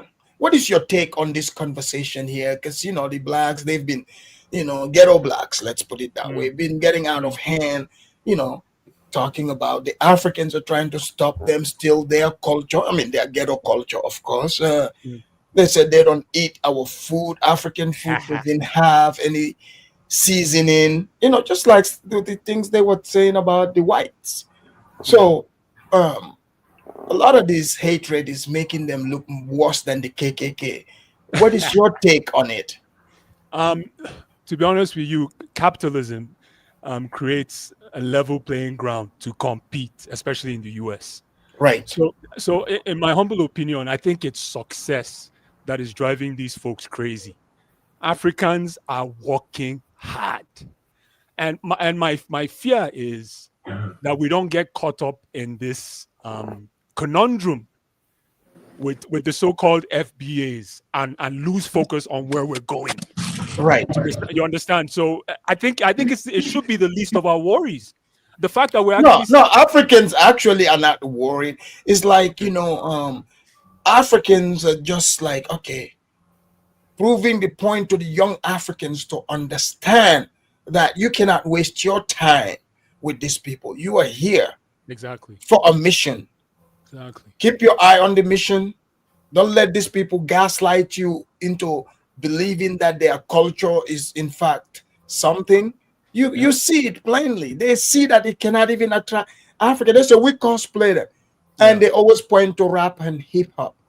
Cosplaying a rapper, a gangster, what benefit is that for you? It will just get you shot faster and make you unemployed. Absolutely. And if you since you're on that, There's no benefit. It's You young you just want to people. catch a criminal record. That's all. You get a criminal record. Look. When I used to, back then I used to be, a rapper. They called me, smooth paper, like I would wear my jersey with 2 watches, and nice, my nice. blinks.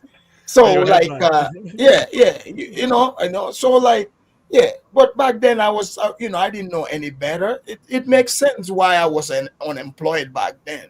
Now everything is coming to me, I mean, showing up at the mall with your application. Back then you carry the application. Yeah. I got my headband on, Yeah. my do rag. I got the, the plaster under my eye, doing the Nelly.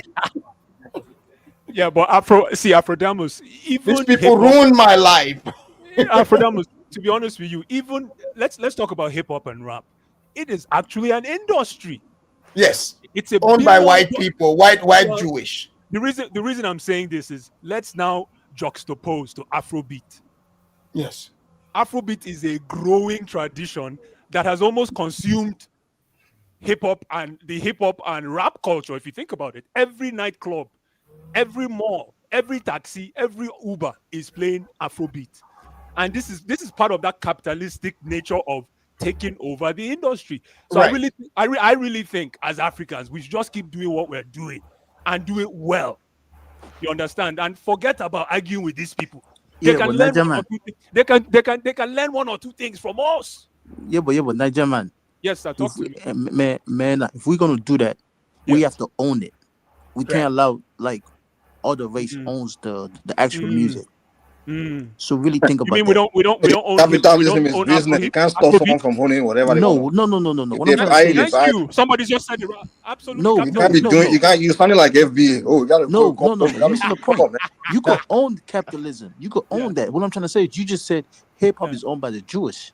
I didn't It's say. still I didn't say. It's not owned. The Jews invest more in it. Thank you. They're not stopping anybody from owning anything.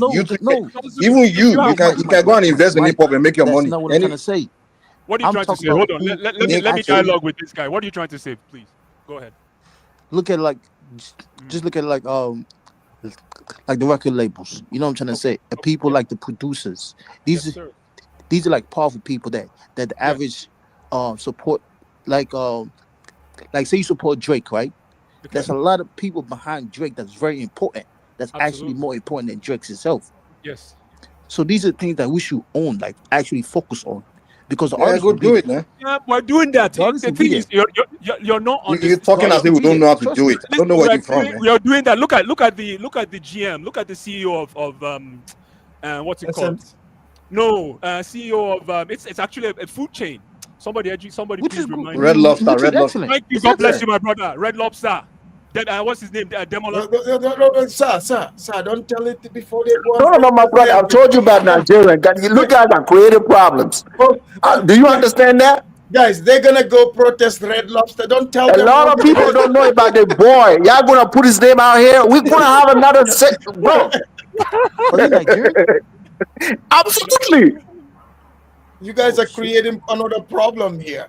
But let's bring Black American coffee. Let's bring in Black American coffee. Black American coffee. Welcome to the Afridamus report. What's up? What's up, guys? How you doing? Yeah, Coffee, did you so go down and change your name again? No, this is hold on. this is Say something. I'm a Black American born with an African name. Oh. Oh, nice. And I actually have citizenship in Ghana right now. Nice. Yeah. Did you baptize from your Black name to Ghanaian name? Well, my last name is still Newton, but I've No, learned. what I mean, like you adopted the coffee. Yes, me and my brothers, we all have African names. Oh, okay, okay. We're the Black Americans with African names. So do you identify as FBA? My mother is a foundational Black American. But when you say foundational, like what does that mean? It means, like, when people say those Black Americans, pretty much that. The Black Americans, the Blacks who've been here, who never been to Africa, who never lived in Africa, they just lived in the United States all their lives. Wait, okay, but you're not saying. So these are different from the native Blacks too. The how do they call themselves again? The Aboriginals. Aboriginals. Oh. I mean, okay, let's take my dad. My dad's from the Caribbean. Even though his mother was born in Miami. Florida used to be a huge hub, Spanish colony. Yeah. Florida used to be a Spanish colony. The Seminoles were there. Yeah, the Seminoles are native Indians. Who let's say they brought them from the Trail of Tears. Some of those tribes that came there. These are native Indians. They are not Africans. No. They're not African. No, wait. Are you Abu Bakr from okay? Are you of the? Are you of that school of thought that Mansa Musa, who did a coup and killed his cousin and told people that he voyaged through the sea? You also believe that he came here? It's a good story. but hold on. So where did he settle? I mean, they said that they found spears from Mali in the Caribbean. But as far as Africans have never made sailboats, so look at Paul Coffey. His father was a Khan. He was enslaved, but he became free. Yeah, they started crossing the Atlantic when the white people brought these. And then he married an indigenous woman. He married a Native American. Black American coffee. See, the reason why, and maybe somebody please correct me if I'm wrong. I feel the reason FBA is actually a commercial term.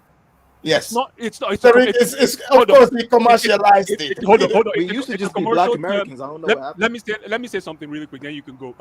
It's a commercial term to depart, to take away the Black Americans from an African time.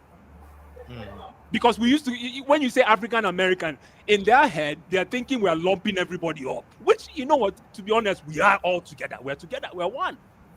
But the whole FBA thing, saying I'm an Aboriginal from the US, I don't have any ties to anywhere. It kind of promotes a picture of I'm distinct. Don't try to connect me with you. Go ahead. Sorry. I could say that we're the natives to the foundations of the United States, not the lands before the United States and before the Europeans and the Africans came over. So you are of the belief that the blacks were they were you like some of those blacks you're saying you were here before the Europeans came here.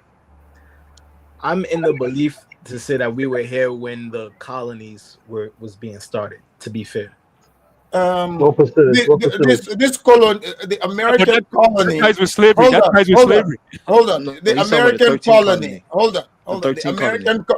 The colony. The Yeah. colonies started before they started bringing in slaves. They were bringing, white indentured servants from England and Irish. America was around for with the Indians for 200 years before they even started importing African slaves. The Yeah. African slaves came later. Yeah. But it was an, Well, it was Professor, an And idea. Professor, also let's not forget It was an the idea. the natives of this land, Yeah. despite what people want to believe, some of the place they sold it to the white man. They don't know any better.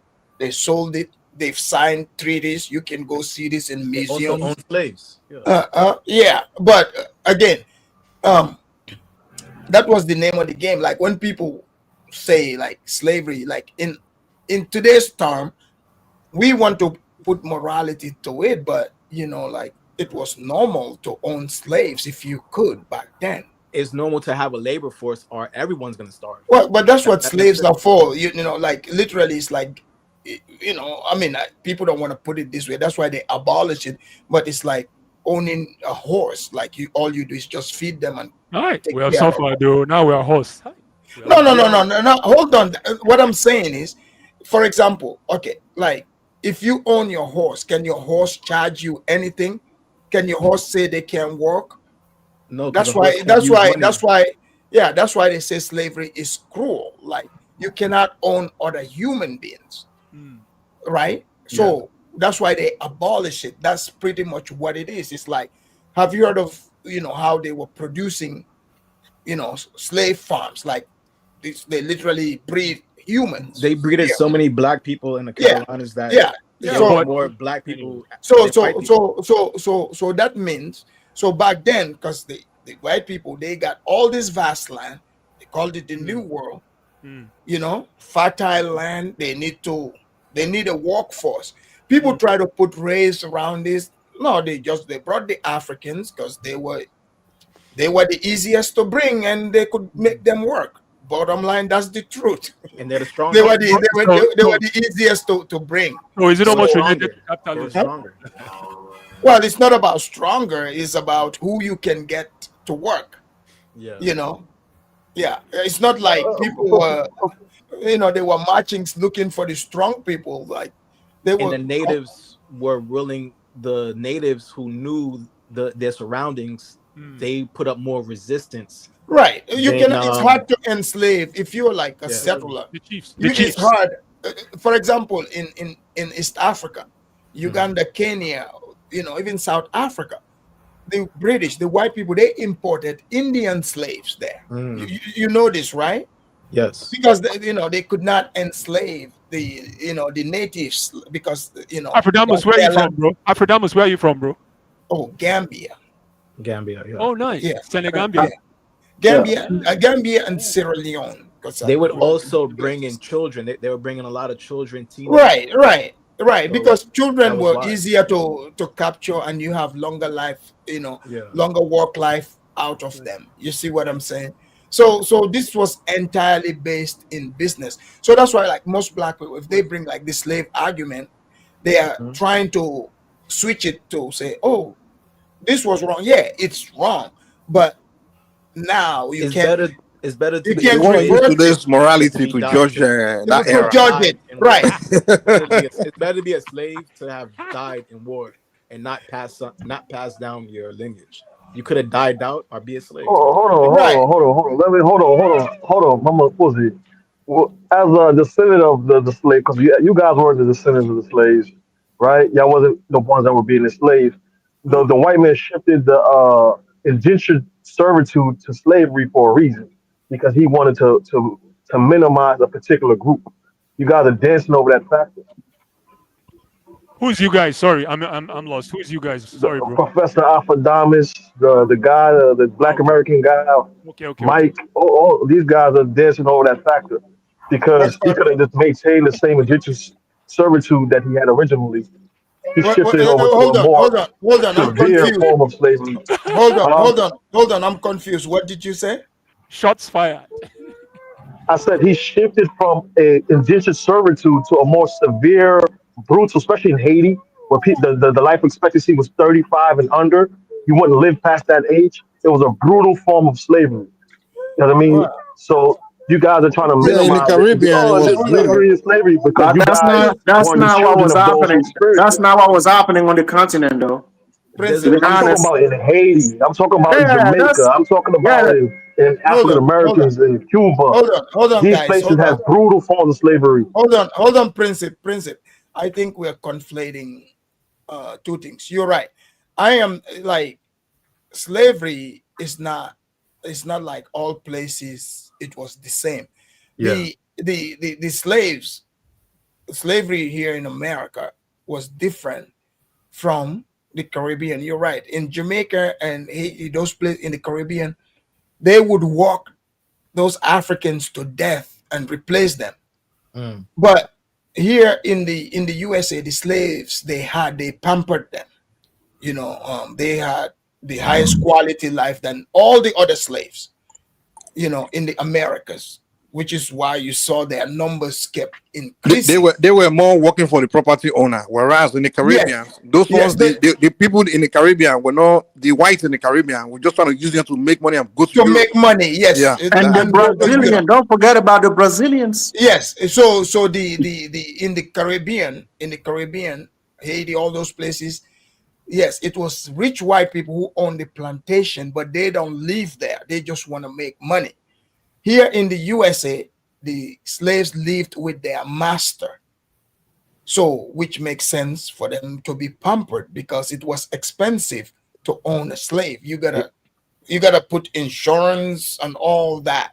They also Like had you have to be children. bonded. yeah.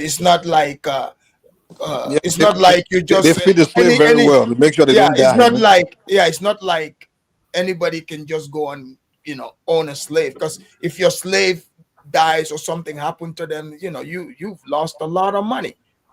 A lot of money. So if one can say, oh yeah, that person, they are not good person, but they will be motivated by After that money. was what do you think when what's her name? Harriet Tubman was trying to free some slaves. Those slaves were like, Who? yo, what's that lady? Harriet Tubman? Oh, Harriet Tubman. Yeah, when she was trying Gary to free Tubman. some of the slaves, they didn't want to be free because they're like, dude, we being fed here and we're living. Where do you want us to go? Where do you want us to go? Like, so Yeah, that makes But sense. you but They it Yeah, consider but was if just they based themselves. on plantation They to consider plantation. that to be Every their home. plantation was different. no, but that's no, normal. Hold on, that's normal. Like for me, I wouldn't make that argument because if like that's so like uncertainty, if they were like they are born in this plantation and all they know is that life, and you all of a sudden gonna remove them from familiarity, like it's gonna be difficult no matter their After that was, condition. I'll go back into the waters, man. uh Wherever the well waters well take, well wherever the waters take me, man, on, I will The swim away difference from was there was wherever I more was, well whites. man. There was well more to whites in be the to be U.S. to be fair, most people are saying that, but when if you don't know where you're going, you know, and it's Kunta, pretty Kunta, much Kunta, Kunta, Kunta, Kunta didn't know where he was going. yeah, And but they That's chopped understandable why off he they was why, always captured. because yeah there they was more chopped off whites. they Yeah, chopped off There were more whites in the U.S. Kunta Understandably. was right. like, I'm gonna just run. I'm gonna just keep running until No, I free guys, myself. guys, think about this. Imagine literally, right? Literally, it was legal. Like I'm talking in the law, in the law to own. So if you see a black man, you would have to assume that he's someone's slave who got away. Like so it's really hard to escape. Like if you read Frederick No, no, Douglass, I get your point. Frederick I get your Douglass, point. for him to like escape, from the South, not even in the deep South. He grew up like in Maryland, Chesapeake Bay area. But back then, during his time, slavery, like was abolished, like in the northern state. Like once you make it to around New York, Pennsylvania, you're free, but not fully even free, because they had people they call slave catchers. They were like this plain code. You can pay them to go if kidnap like your runaway slave from New York and Boston, these places. So based on that logic, Alpha, so are you implying that some blacks in the West are still afraid of going back to Africa? That's why they're They showcasing what? this behavior. They what? They're afraid of the term Africans. Yes, yes, That's why they're showcasing those behavior. yes. Okay, You have to I be. tend to agree to that. You have to Because be a fool. it's You also something have to that be a fool to go back to Africa too. no, I get your point. I get your point, right? You But also you have to be a see, fool. but these Africans, right? These Africans, You gotta be you crazy. see, when some FBAs, right? Let me go by what the XBA, some of the XBA try to explain to Africans, right? When they say when we came, some of the XBA that say we came here, we became a new people. Right. Do you understand that the African who remain on the continent have became a new people as well? Right. But they don't take that into account. You understand that? Because this is two different new groups that are now talking to one another. Yeah, well, these countries, because most people they don't understand. Like these countries, they are new. Absolutely. Like they are very new. Like Right, because they stand on their square talking to Africans like we became new, we kind of created everything here, our food, our way of life. We shall tend to understand. But the new Africans on the continent as well, they have gone through that. After that, they got colonizations, and after that, they became a new group of people. So we have created something new for ourselves as well. So when this FBA are talking to African like this is the Africans 4,000 or 15,000 years ago, we're talking to a new group of people as well on the continent. So you have to be mindful of that as well. So that's why we can better understand where the Africans are coming from with their way of surviving their situation, and the Africans also on the continent making their way towards the new worlds. So if you don't understand those dynamics, you are talking to a different kind of African who don't understand where you are going with this. So Africans tend to understand it better because most Africans that come to the continent, to the United States here, they might not know your history, but an African, I'm from Francophone Africa. I was taught that by people here that these are our cousins, long distance cousin. So we used to call Black American our cousin. You see what I'm saying? And it's still, when you go to Francophone Africans here in America, we still refer to Black American our cousins. You understand? Until you tell us, hey, I'm from here, I'm indigenous to this land, an African who's coming from the continent, even he doesn't know anything about you. He hasn't met you in his life. In his mind, this is my cousin. There's a lot of light-skinned people in Africa too. That's what no one knows. Why if Black there's a lot. There's a lot. So until you open your mouth, then and only then will they see you as a person. So not all Africans have a hairline as so you need so it's not all Africans have the hairline there too. But it's the deal. No, the Africans are fresh. Well, specifically, I'm just kind of being sarcastic. Ghanaians won't go anywhere without looking clean. They could be on a dirt road, but they're fresh. And these are the similarities you can see between Black people here and the Black people there. We no matter how poor we are, we have to be fresh. Our cut has to be fresh. Everything has to be fresh. And the way I see Ghana, I see it as just like a 1960s United States. Okay. Like where we still had our innocence in a way. But like for example, like I also had to learn how possessive our African brothers and sisters are to their culture. And that could be as simple as a name, right? So one day I was on an A train, right? And I heard a woman call her son Kofi. And I went to her, I was like, oh, Kofi is also my name. And she was like mad. She was like, look, tell the other Black Americans who name themselves our names to know the meanings of our names. Do Are you you know joking? what Kofi means? And yes, she said that, and it's the same thing in Ghana, right? They're suspicious of you taking their culture without permission and without the right knowledge, which Yeah, I could right understand knowledge. because we act the same way here. The FBA sentiment is that, look, you can't speak for us if you're not saying the right things. You Hold know. on. Are you saying, let me ask a question, man. Are you saying Yeah, Yeah. the real beef they having is that people are speaking for you? Like, Yep. That's one All of them. right, guys, let me give a shout out to Kwabena for the $64 PayPal. Thank you for your contribution to this wonderful show for the The, for the prof- whole, you know, the for the, professor is getting paid tonight. what did you say? The professor is getting paid tonight. Well, you know, people are dropping in the tuition for midsummer quarter. Man, we needed that course, man. We needed that course. A lot of students were failing alpha doubles. No, that's what I heard. A lot of students were failing, and So they would Blatt, bring embarrassment to the school. It was funny, man. It was funny, and I always tell Black Africans, if you can't speak on Africa, speak on your country. We will be proud of you. Just you know, back your St. James, country. I'm beginning to think like that. Like, I think every African should just, that term African American versus Africa. You just like you so dumb. Is it?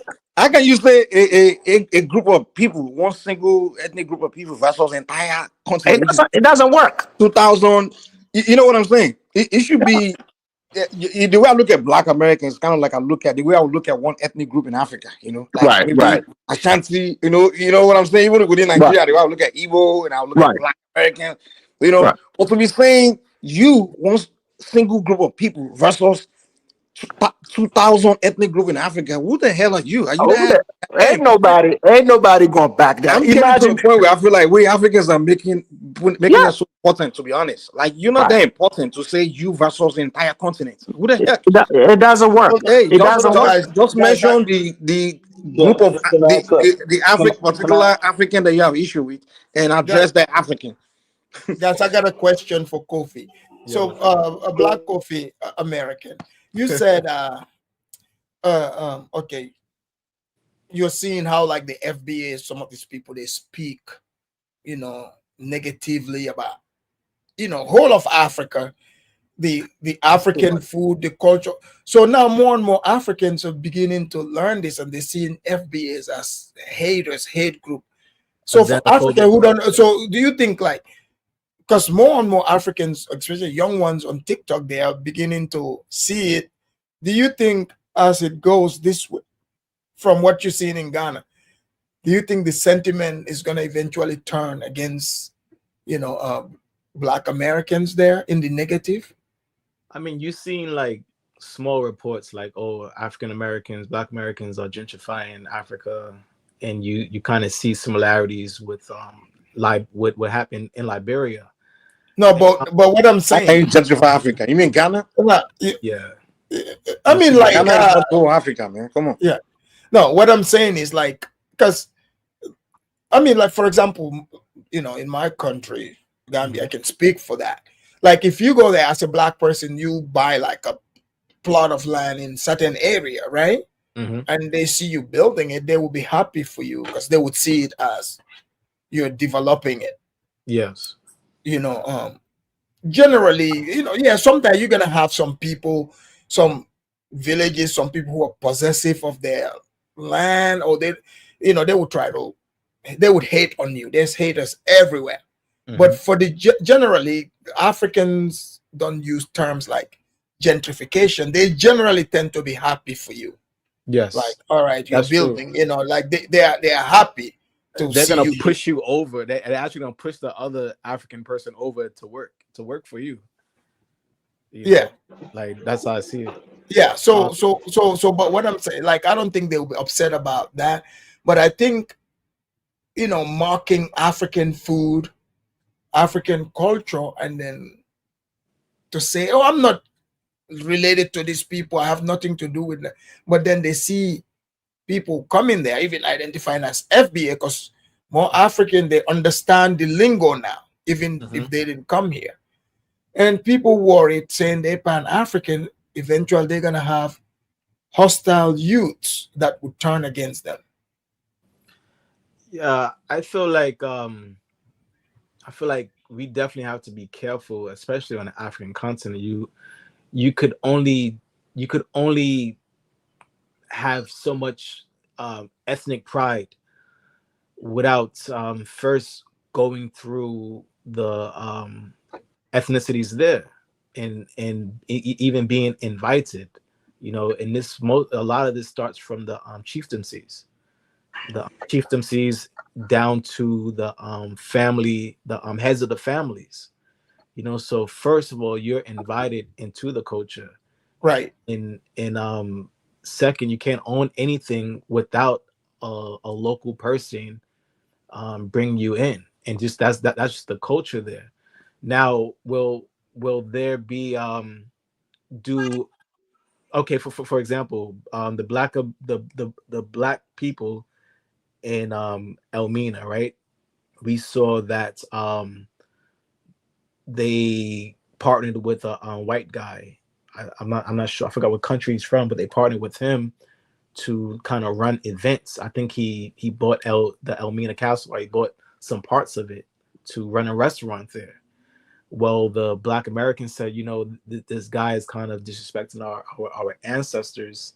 No, but why would the Because, black people say that? The white people built Elmina Castle. They brought the marble stones from Denmark, you know, from returning slave ship. They brought it. That's, you know, the white people, they own it. Yes. Yeah, So, I mean, like, Alpha-Damas, because Alpha-Damas, hold on, guys, hold on. That But was agreement. Kofi, do And you see Kofi? Do you see and the how Elmina chief sent some people to press the Black Americans?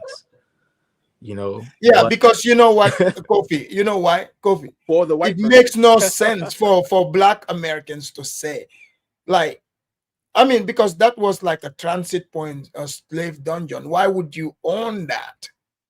Like why would you own that? You know one thing from Black Americans need to learn. It's like talk without power behind it. Yeah. It's like a waste of breath. It's like that if you start complaining about something and you don't have power, people gonna look at you like, dude, shut the fuck up. You know, you have to have power to be able to talk, say you don't want something or you want something. To say you don't want this guy to have this. Go there with power. You know, you have to have power behind what you want, your demands. Just like you dictating to the Africans here, you don't have power. You literally cannot employ them. but You can't do Mike, nothing.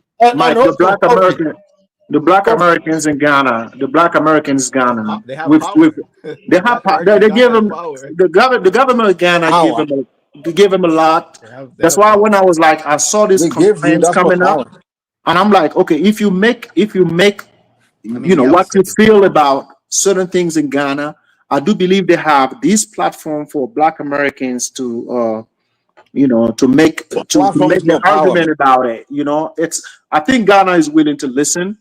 Ghana is willing to make a lot of adjustments. James. You know, platform to talk. That's not power. When we're talking about power, when they become a people, they are Mhm.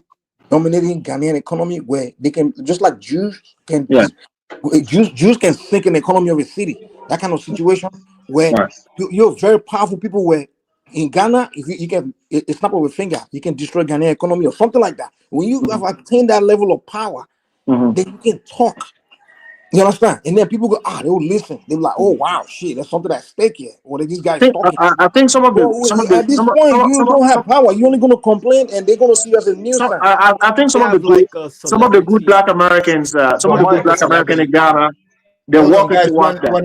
one at a time.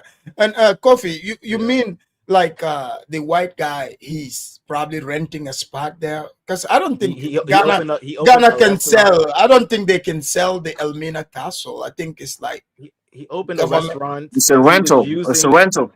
He was using he was using images of our ancestors being sold on like cloth, on like towels, on like tablecloth. But how do you guys know those are your ancestors?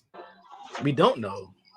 Exactly. I mean, because they, like there was, like, the trade was all along the coast.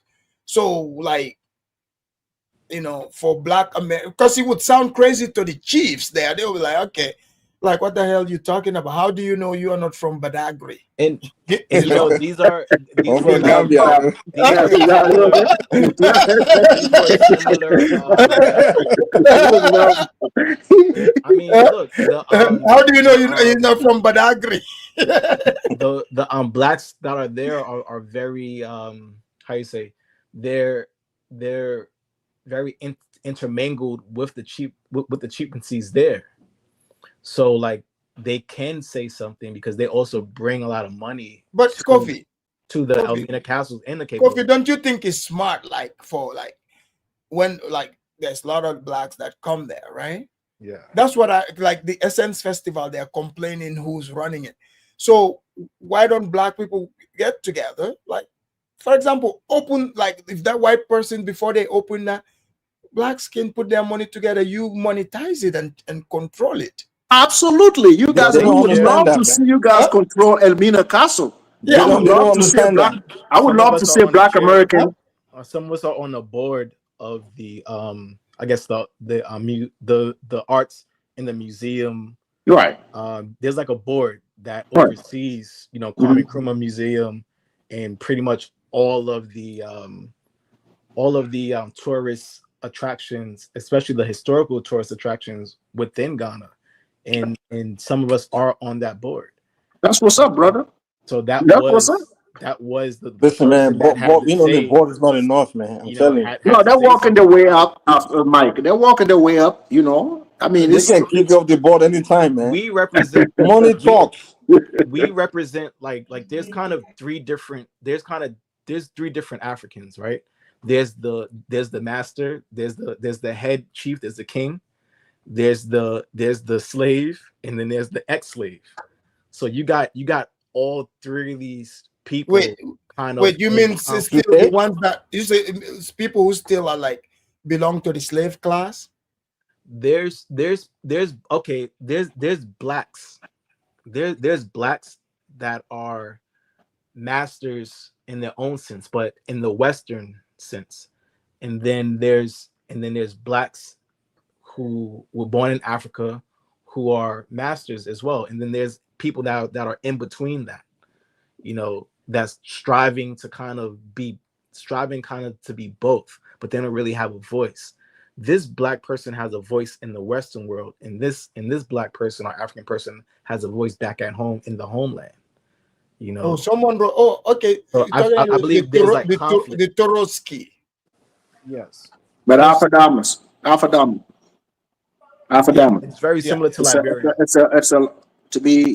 To be fair, it's a lot of good black Americans that went to Ghana and did wonderful things. We have to acknowledge that. I've seen through videos about, in terms of development, money pouring into Ghana. I'm seeing a lot of black Americans doing wonderful things, and it is supposed to be, Are these FBAs or blacks? FBAs. I seen not FBA, Black America. Well, I haven't seen the lady call herself FBA, but 2 weeks ago I've seen Wodemaya was interviewing a Black American lady who built about.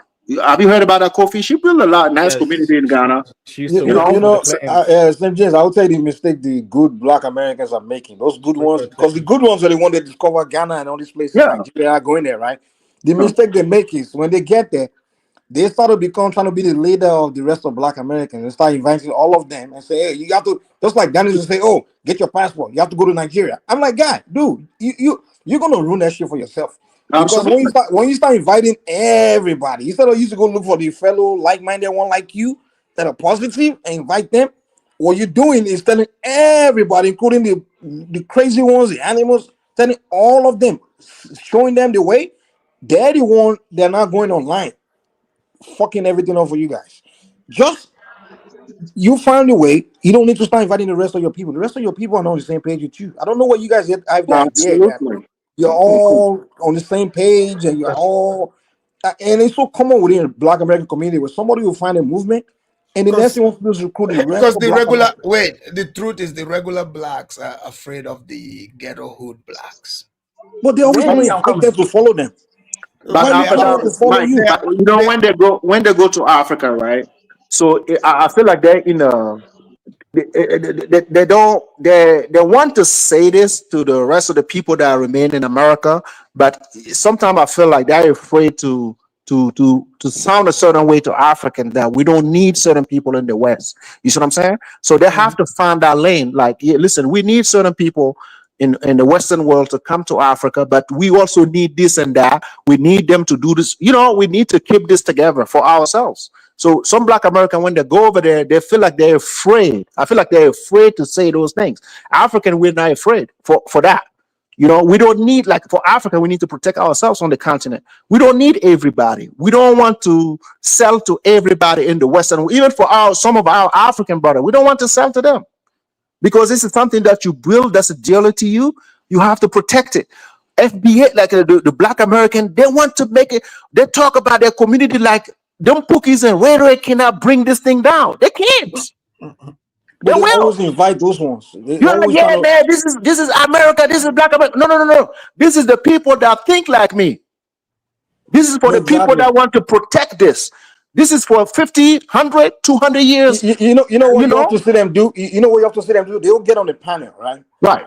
And they'll begin trying to convince those Pookie and Rares, those sick ones, Yeah. to get on the same page with them, to see what they're doing, to see their project and buy into what they're doing. I'm like, why Right. are you doing this? Right. Why Pookie the and Ray hell Ray, are they're you? gonna Why are you sabotage your doing business this? and No catch the one next does flight that. back to America. What you gonna do over there? Even What you even gonna white do? people don't do that. Intelligent white people, they don't invite some freaking trailer trash to get on the platform to sell their ideas to them. They don't want nothing to do with them. So I see it on as many platforms. You see the people like the Kofi's, the Diners, and they will invite all these useless people, the Black Americans that are lost cause, and trying to sell To ideas them. to them. Like, They will oh, never, are they you will trying to never change Yeah, them? yeah. We have to be honest about the African continent. Like the whole when FBA say, oh, why don't y'all go back? Why don't y'all go back? I mean, I had to find out that I couldn't afford to stay in Africa, even though I'm an African citizen now. I too had to go through the voyages that now Africans have to make and the sacrifices they have to make. It's like we're kind of we're we just got on the scene of this international thing, you know, where you are a citizen to another continent and you're coming to the US. I'm doing that for the first time. I'm the first one in my family to do that. And this shit is not easy. The only Black Americans that were doing that were the Liberians, were the people who founded Liberia. They were the ones doing that, and they're not talked about whatsoever.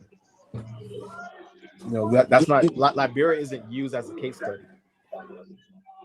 Do you know All there's right, guys, let's allow That's Ja, not Ja, Ja, that's not let's fully allow true Ja. because even in I think Nigeria, the Brazilian man. Philip phone, man. Philip, Oh, press a phone, man. go ahead, Ja, go ahead, Ja, Ja, unmute yourself. Hey, what's going on, Alphadamas? Nice How to see you you doing? back. Salute to the Thank you, panel. thank you. Salute to the chat. You already know. Yeah, what's Yeah. going on? So Ja, what's your take on FBA, throwing sand into our jollof rice and then Uh, I don't you know. I know don't know what to think of it. I mean, I yeah, think man, they showed up to the cookout. They didn't bring anything but they but didn't bring no grits. potato salad. No, they brought grits. You don't bring grits to no cookout, man. That's breakfast, man. That's crazy. Exactly. Yeah. And then they got called out. They want to talk all that crazy stuff, talking about our hairline is better than y'all. What kind of bullshit Yeah. is that? You know. It's not bullshit. Our hairline is pretty good, but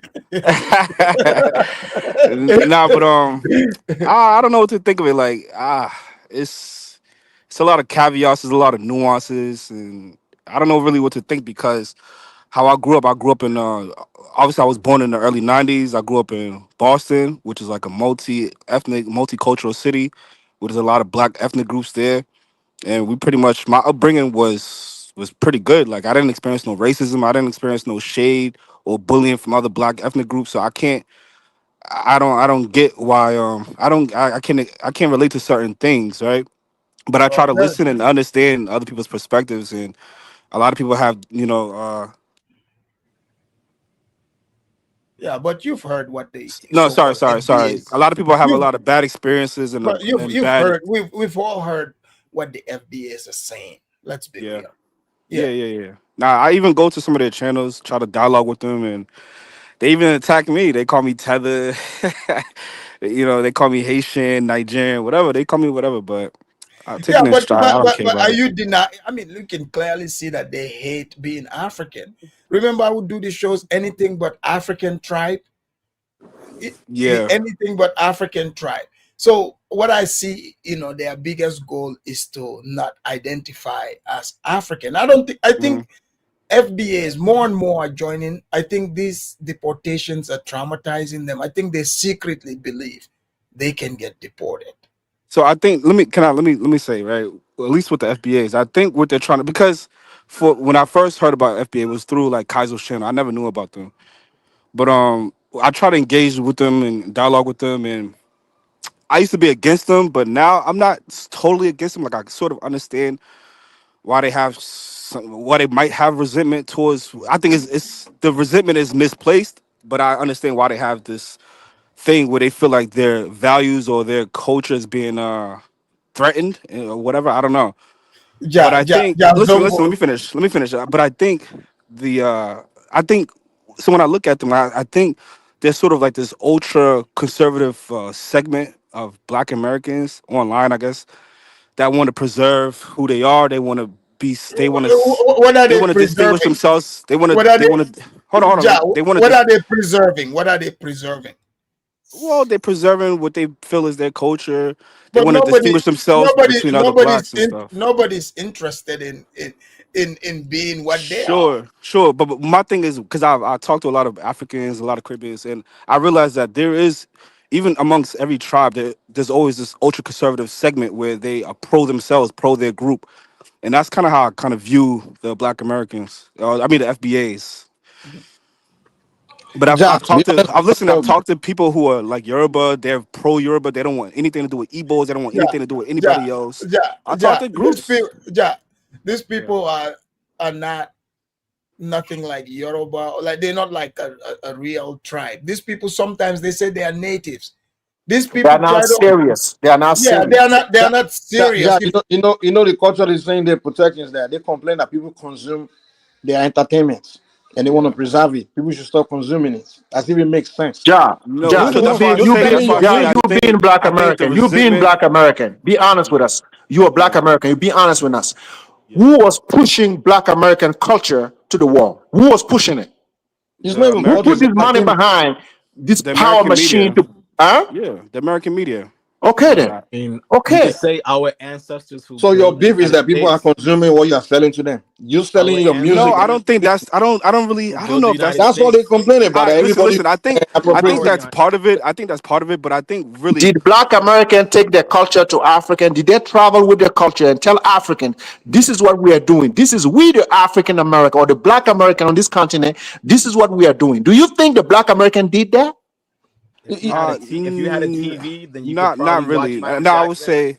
But Michael Let me. Jackson toured Who's that? throughout. Wait. Who's that talking? Is that a Black That's me, American? St. James. Yeah, Oh, okay. Now that I heard somebody else speaking. Is that Kofi, right? yeah.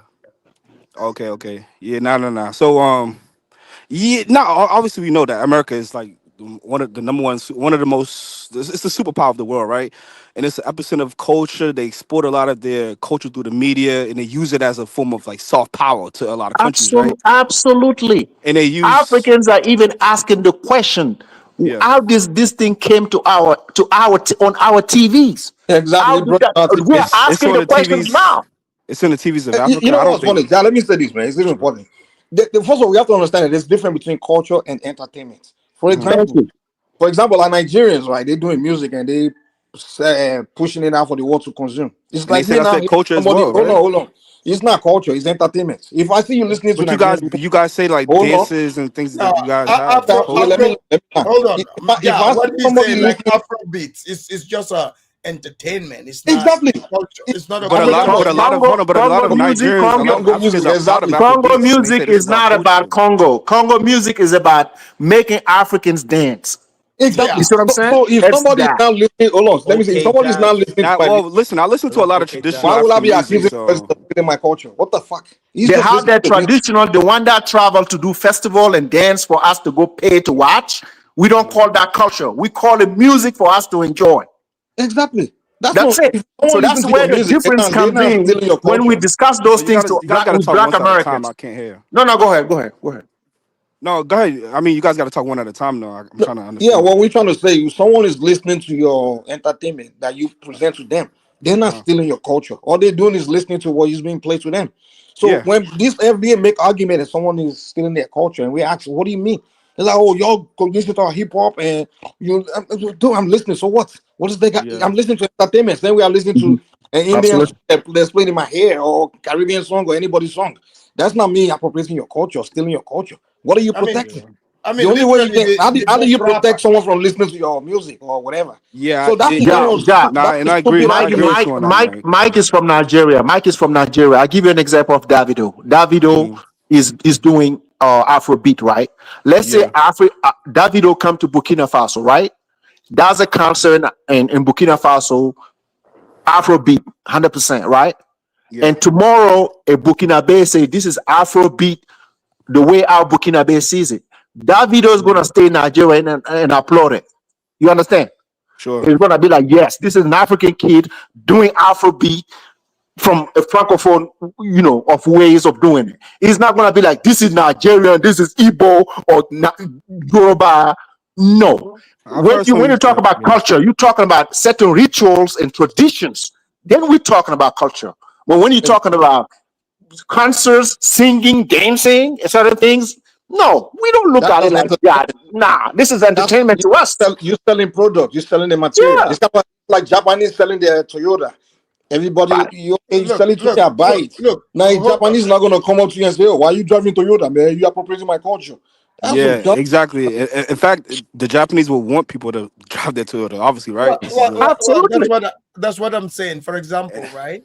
That's why I don't I see it. mean, I don't see a like problem when I see South Koreans listening to hip hop. Like I don't see that as a problem. They're consuming something that's They're considered so Black connected. American look, entertainment. This is a look, good look, thing. look. Here's the thing: the best rapper, literally in America, one of the best, I should say, it's white. Eminem.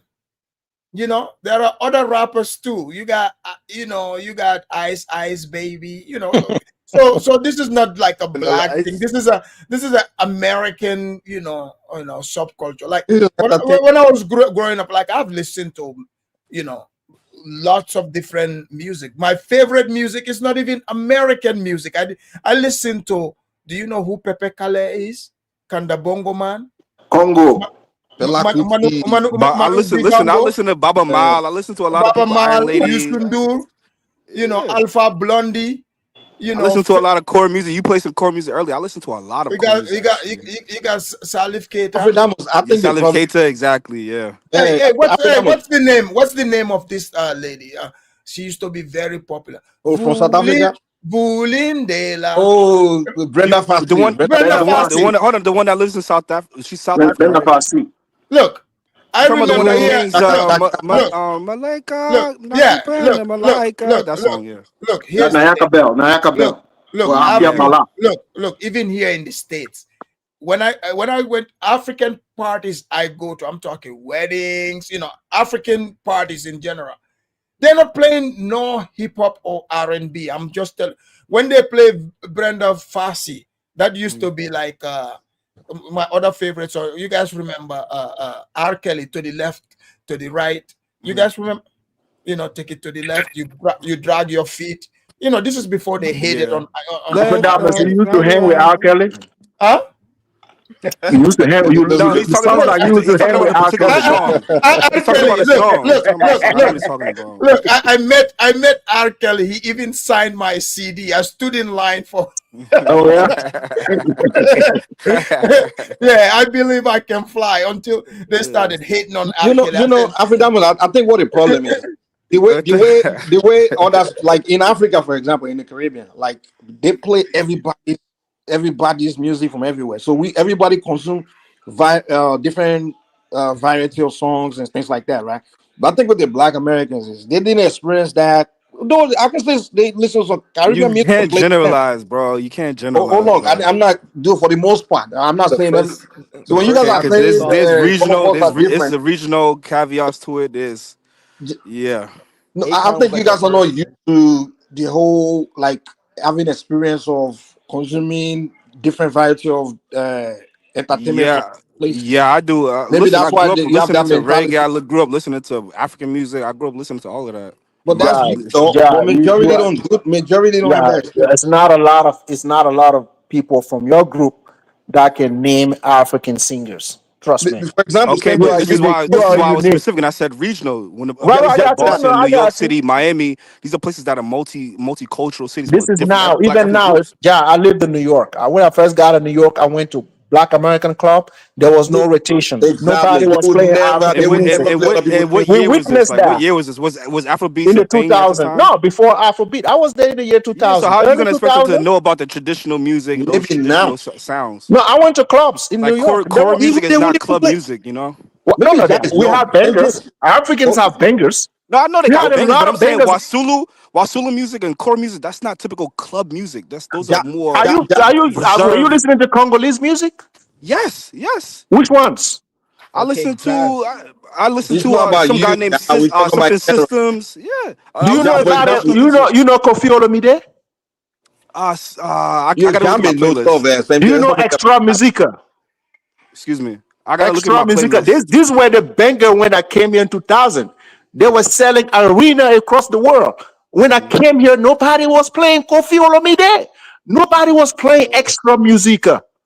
You Nobody was understand? playing Because there nothing. were But more. that's There were. because Right. I think a lot I of the see. music labels, I the get music your point. labels and the record labels and things, they There didn't wasn't catch Yeah, on to anything those yeah, music African. though. yeah. You see, Ja I got outside of your household. we There was didn't nothing. blame when we got here, right? When I got Mhm. here, I didn't blame our Black American of not knowing what was banging in Africa. I didn't blame them. Or I anywhere said else in the world. They we didn't said even we know were anything going on because everywhere. some of our Africans who came from Francophone Africa, they created clubs in New York. They Mhm. said we have to bring the club, Saint we have James, to let me even open say this. restaurants Saint and James, play. let me say this. Go ahead. Saint James, let me say this. You know what's even funny?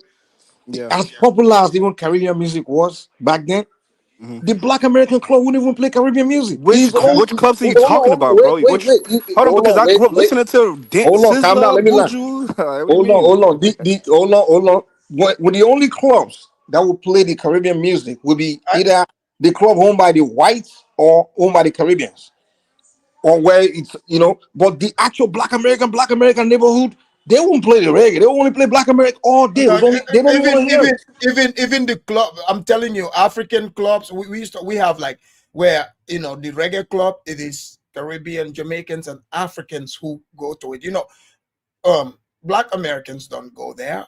They won't even go to even the Concert, Caribbean clubs. Yeah. concerts. I've been to reggae, like I love. That's what I go to. I don't go to these hip hop concerts anymore because they like to shoot each other. So but I'm saying, when the concerts I go to like maybe white concerts, like country music. They're it's big. Or I would go to like African shows, and I would go to reggae musician. Big ones would come here: Buju Banton, Right. Pato Banton, Sizzler, Morgan Heritage. I've been to Matisse Yahoo, but it is Right. white. Luciano. Luciano. Alpha It is white Damas. people, whites and Caribbean and Africans who Can are you there, highlight that? Can not you Black highlight? Americans. Can you highlight the message of Banwa? Who? I'm Huh? I'm from the who's called I'm from the Sorry, hood. St. I'm James, from say Harlem, that. so they did play a reggae A set message in the for chat, like right? I want for you like to. Can you 5 highlight minutes. the message? 10 Yeah. minutes. St. James, you just chipped out for a second. I don't know if What you got a message? call or something. They would Guys, give guys, like No. a guys. 10-minute He said I was mentioning Kofi Olomide. He's a Yeah. francophone. Why would they play Kofi Olomide in America? So I just want to tell him, as francophone African, we were playing Black American music. Most of us didn't speak English very well. We didn't even know what they were talking about, but we were showing respect, bro. You could feel Even it. Caribbean music, You we didn't understand. understand? So we didn't speak Yeah. English that well. We didn't even know Yeah, the but you know message. it's a difference between where you come from and in America. That's America what I just generally, said. but hold That's what up, I just America said. generally consumes their own. They try to That's consume their own entertainment in that that's way. We why don't we really never. see too much Hollywood and Hollywood in America. So Like so you get what I'm yeah, saying? yeah. Yeah, That's yeah. why exactly. So the FBA they just hating on Africans because you know why? Because clearly FBA they are not open-minded people. They do not listen to any even here. Like I remember, But let me I ask you a love. question. Do you Hold think on. Americans in general are not open minded or very ignorant and No, white The outside people of one know how that to America? live didn't differently. travel. It Hold on, doesn't. hold on. White Americans generally are way more open-minded than Open-minded, exactly. blacks. Okay, They, so if you ask a white American to point out Gambia on the map, you think he can do that? if I what? If you ask a white American if he can point out Gambia on the map, you A, think he can a, do a that? white person would more than likely know that Ah, an come on African. now. Hold on. White person, 100%. You know, if you Americans meet in them, general are ignorant when it hold comes on. to geography, No, no, bro. I'm telling you that. hold That's on. a No, fact. well, I live around white people. People are not. You don't have accent. They're not asking you where you're from. They would Yeah, but I live around white literally. people too as well, and Hold I on. know Yeah, how Ja, they. what we're but saying is again, that I know I'm that telling you, Americans in general are very yeah, ignorant. And that's how yeah. the perception of oh, America is Hold around the on, world. Around the world, everyone hold knows on, that America is ignorant. yeah. White people are way more well traveled than black people here. If you tell a Sure, white person, sure. if they ask me, if I say Africa, they would say what country, which country? exactly. What we need, A what black you say about American, if you say Africa, they would just they take don't it as they'll dismiss Africa. you. I think what he's saying about open-minded is that a white person will meet us, right? And they'll be open-minded to know where we're from and trying to learn something about us. Like when we make me get around, like in Nigeria, when I get around white people and they accent whatever, they say, "Where you from?" And I say Yeah, Nigeria. They're curious to know something about where I'm from and yeah, things yeah, like that. yeah, But yeah. a You have black And American very will they will just dismiss you, man. Like, and you oh, have and, black and, very and American. ja, in Wait, you Africa, saying They're not hold on, Mike, interested, Mike, man. are you saying all black Americans are like that? Because no, our no, I'm culture, not not saying all, no, not no. all. I'm not saying you have all. high No one. expectations Calm towards down, black calm down. Americans. When we talking like this, we're Guys, going by the number of people. that's a Like good point, Zumbo. if I hold on, if I would have met like maybe 10 black Americans and two act there like that, or even four, I wouldn't I would say, oh, it's just some. And I would go by the majority. Like majority there actually, were open-minded. But if I meet 10 black Americans and only two or one who's open-minded, then I have to go by the majority. Yeah, we have to judge by the That's not numbers. generalizing a little bit, though. It's not. It's not. If majority of the people you run into from a community be a certain way, that's how you're Yeah, gonna see that, man. yeah. Come on. If you go to a club in the United States, I give you an example. If you go to a club in the United States, let's say they put like the name I just gave you, they put Kofi Olomide, right? Kofi Olomide, and the Yeah, song is banging. You feel like you should be dancing, right? sure. The dance floor will be empty. Trust me, it will be empty. People will go on their seat and be like, "Yeah, this is what the is." Like we don't speak their language. But in Africa, right? They put a banger coming from the West. 50 Cent. People will feel like, "Oh yeah, it has groove to it." People will just, like Yeah, now I get what you're they're gonna saying. I and get then what you're they can go saying. to the dance. They can go to the seat. Like, what was I dancing about? But it felt good. But here, people will listen to the music. They won't even give credit to the music. Like they'll be like, "Nah, man, we don't understand this. That's whatever. We What do can't." you think the It's, reason for that is? Like why? And those are, because but open those type of people. mindedness, Hold on, Yeah, but hold on, I'm but literally open speaking the truth. mindedness. We should man thing. exactly, those are the people who are not. They don't have an open mind, bro. But So you why? can't. I mean, Like that's why Alfredamus you. played a You said Alfredamus why? played a Who videos, said why right? why? black Americans specifically don't have the open mindedness? Like what That's happened? the you see the thing, right? In the early 90s, we are the 90s babies. We came to America. This is the experience we're trying to share with you for an understanding. Africans I'm were listening. way ahead. When we came here, we already know that we dance to your music, we Yeah, listen to your music, we know your movies, we know what you have accomplished in America. We already knew that. A lot of Americans know nothing about They don't know. Africans They don't know in shit. yeah. general. That's a They know fact. the general part of it, but But St. Ja, James, to be fair, I can give you I titles agree of with you on movies that that, I've St. James. watched. I St. I agree. can James, to be no, fair, listen. I can give you St. titles of James, I movies. agree, bro. Thank I you. That's agree. what I Yeah. just No, want I agree. people to acknowledge. But when No, we I talk agree with about it, that. That's why I said hold on, generally hold on, Americans in general hold on, are guys, very ignorant outside of America. hold on. guys. So Zongo is simping. He's over here. He said FBA black women are open-minded. Let me show him how open-minded they Because are. he be He's dating not them. simping. Okay, He be guys, dating guys, them. We guys, don't eat guys, African listen. food like Let's that. hear him. African food ain't good. Black people eat Jamaican food. Hell, we'll eat Indian food, Chinese food before we go buy African food. Africans had to eat out of necessity. You know what I'm saying? They didn't have spices and stuff like that over there. And they've become accustomed to eating the way they've been eating. They never changed the fufu nasty as hell. Y'all don't know how to put no seasoning, no salt, pepper, or put some butter over the damn fufu. Yeah, Butter. yeah, butter. Yeah, yeah.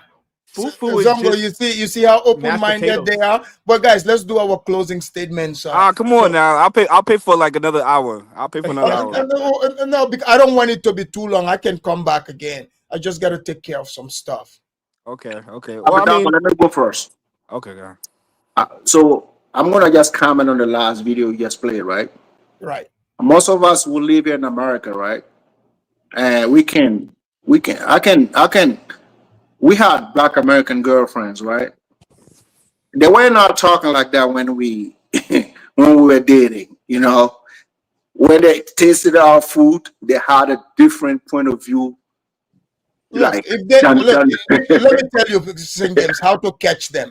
When they right. come, cook them peanut butter soup. They love it. Well, no, when they eat that, that's a bait. They will keep on. That's Hey, bro. what's that? Hey, what's that And stuff? Jolof too. A What's lot of that black stuff? Americans like Jolof. So. Yeah. Yes.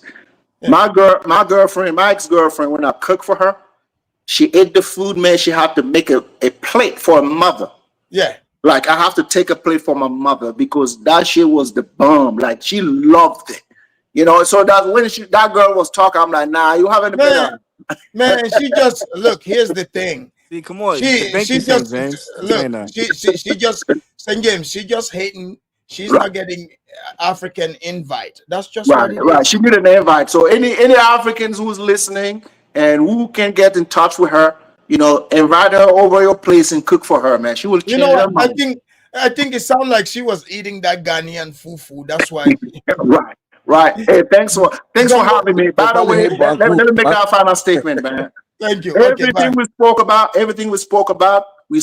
the people who have a certain disposition about Africans. We're not talking about the one that loves Africans, the ones that want to connect with Africans, the one that wants to build with Africans. We are open-minded people, and we want to connect with everybody. But we don't like the hate. We don't like we like unity.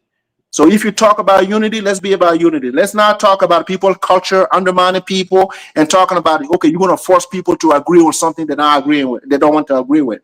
This is not the African way. The African way is about sitting down, coming with a conversation that can uplift every group. It's not about you being on top of any group trying to lecture to us. We don't like to be lectured. We're not the kind of people that want to be lectured. You can talk to Africans and we can come up with a solution on solving our problems here in America and in Africa. That's what we want to do here. Thank you, St. James. That was St. James. Thank you. All right. Musa, let's go, Musa. I think Musa is gone. We need the hate. I can take a spot. I can take a spot. Who's going next? Let's have It's Ja. Ja, go ahead. Yeah. So I Yeah, you mean, always come late, man. You gotta yeah, come I'm mad I missed that. Well, listen, I'm a family man, bro. Like you early. guys are talking about club music and stuff. I'm a family man, bro. I'm married, so I can't. I don't know that side of Welcome it. to the But club. Welcome to the club, bro. yeah, I love it. It's good. But I mean, what's really the grievances? What's really the arguments that we're having here? Is to me is very minuscule in my opinion. Like I think we should be more focused on like the economics, political part of it. Try to figure out we can find up some sort of cohesion in that You area, mean the black? economics. You mean the Yeah, black should focus on economics? yeah, of course, yes, that's where the power is. Let Yeah, them know. Let them know. That's where the I power do, is. I do, I do. Yeah, Yeah. yeah. Because we need to be able to have people working harder, creating businesses, so they can help But not our. not only just that, because I think we have that, but let's establish some sort of corridor between America, the Caribbean, and Africa. I've been watching Nigerian, politics, and they've been making connections in the, St. Lucia and the Caribbeans. I've been, following the African Bank. Man, they're doing wonderful things. So I think there's a lot of positivity that's happening in Nigeria and Senegal and a lot of countries in Africa. The AES, I'm a big supporter of them. So yeah, I mean, I think a lot of times we just focus on the negativity, and I think there's more positive things that we should focus on as well. Oh, no You have problem. the FBA group. I think sometimes we just gotta ignore certain people, bro. You know what I mean? And those who feel like, those African Americans who want to engage with them and, try to dialogue with them. I mean, there's some people you're just not gonna convince. There's some people that's just very steeped into the ignorance that you're not gonna convince them of anything. So you just brush the dust off your shoulders and then just keep it moving. You Connect know, with the people connect I'm with the gonna, people that you're gonna, that's like-minded like you, that's open-minded like you, that want to work and build and make money together. That's what it should be about. The foundation of these conversations and our interaction as Black Americans and Caribbeans and Africans, it should be about money, about that bread. Let's make but money together. That's my well, point. well, the blacks are busy talking about hairline, but thank you so much. All right. God bless. All right, Kofi, go ahead, Kofi. Yes, I believe our spaces have been infiltrated with agents to stir confusion, and I believe Black Americans made it back to Africa in early as 1822, and if you want to ignore Africa, you can't ignore your history, and we've been in Africa for the past 200 years. There should be a movie about Liberia. There should be 2 or 3 movies about Liberia alone. And this is a great platform. I would love to dialogue some more.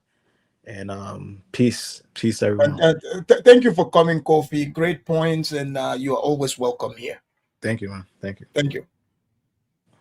All right, ladies and gentlemen, great conversation. That's bringing us to the end of tonight's show, and I'll be sure to see you guys in the next one for sure. Like, let's see, what will be the next one, the next show. So today, what I'll do is we would close out, with my golden thank you to all of you. I will see you in the next one.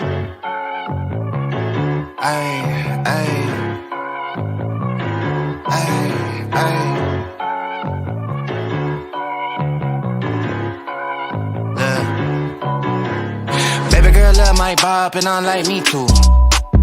No roof on my top and my babe see-through. Hating on the pen, don't stop, shit ain't gon' feed you. I've been all on my grind, so why I need you? Baby girl love my bop and I like me too. No roof on my top and my babe see-through. Hating on the pen, don't stop, shit ain't gon' feed you. I've been all on my grind, so why I need you? Big flex, my swole up, double cup and I'm pulled up. Niggas hating like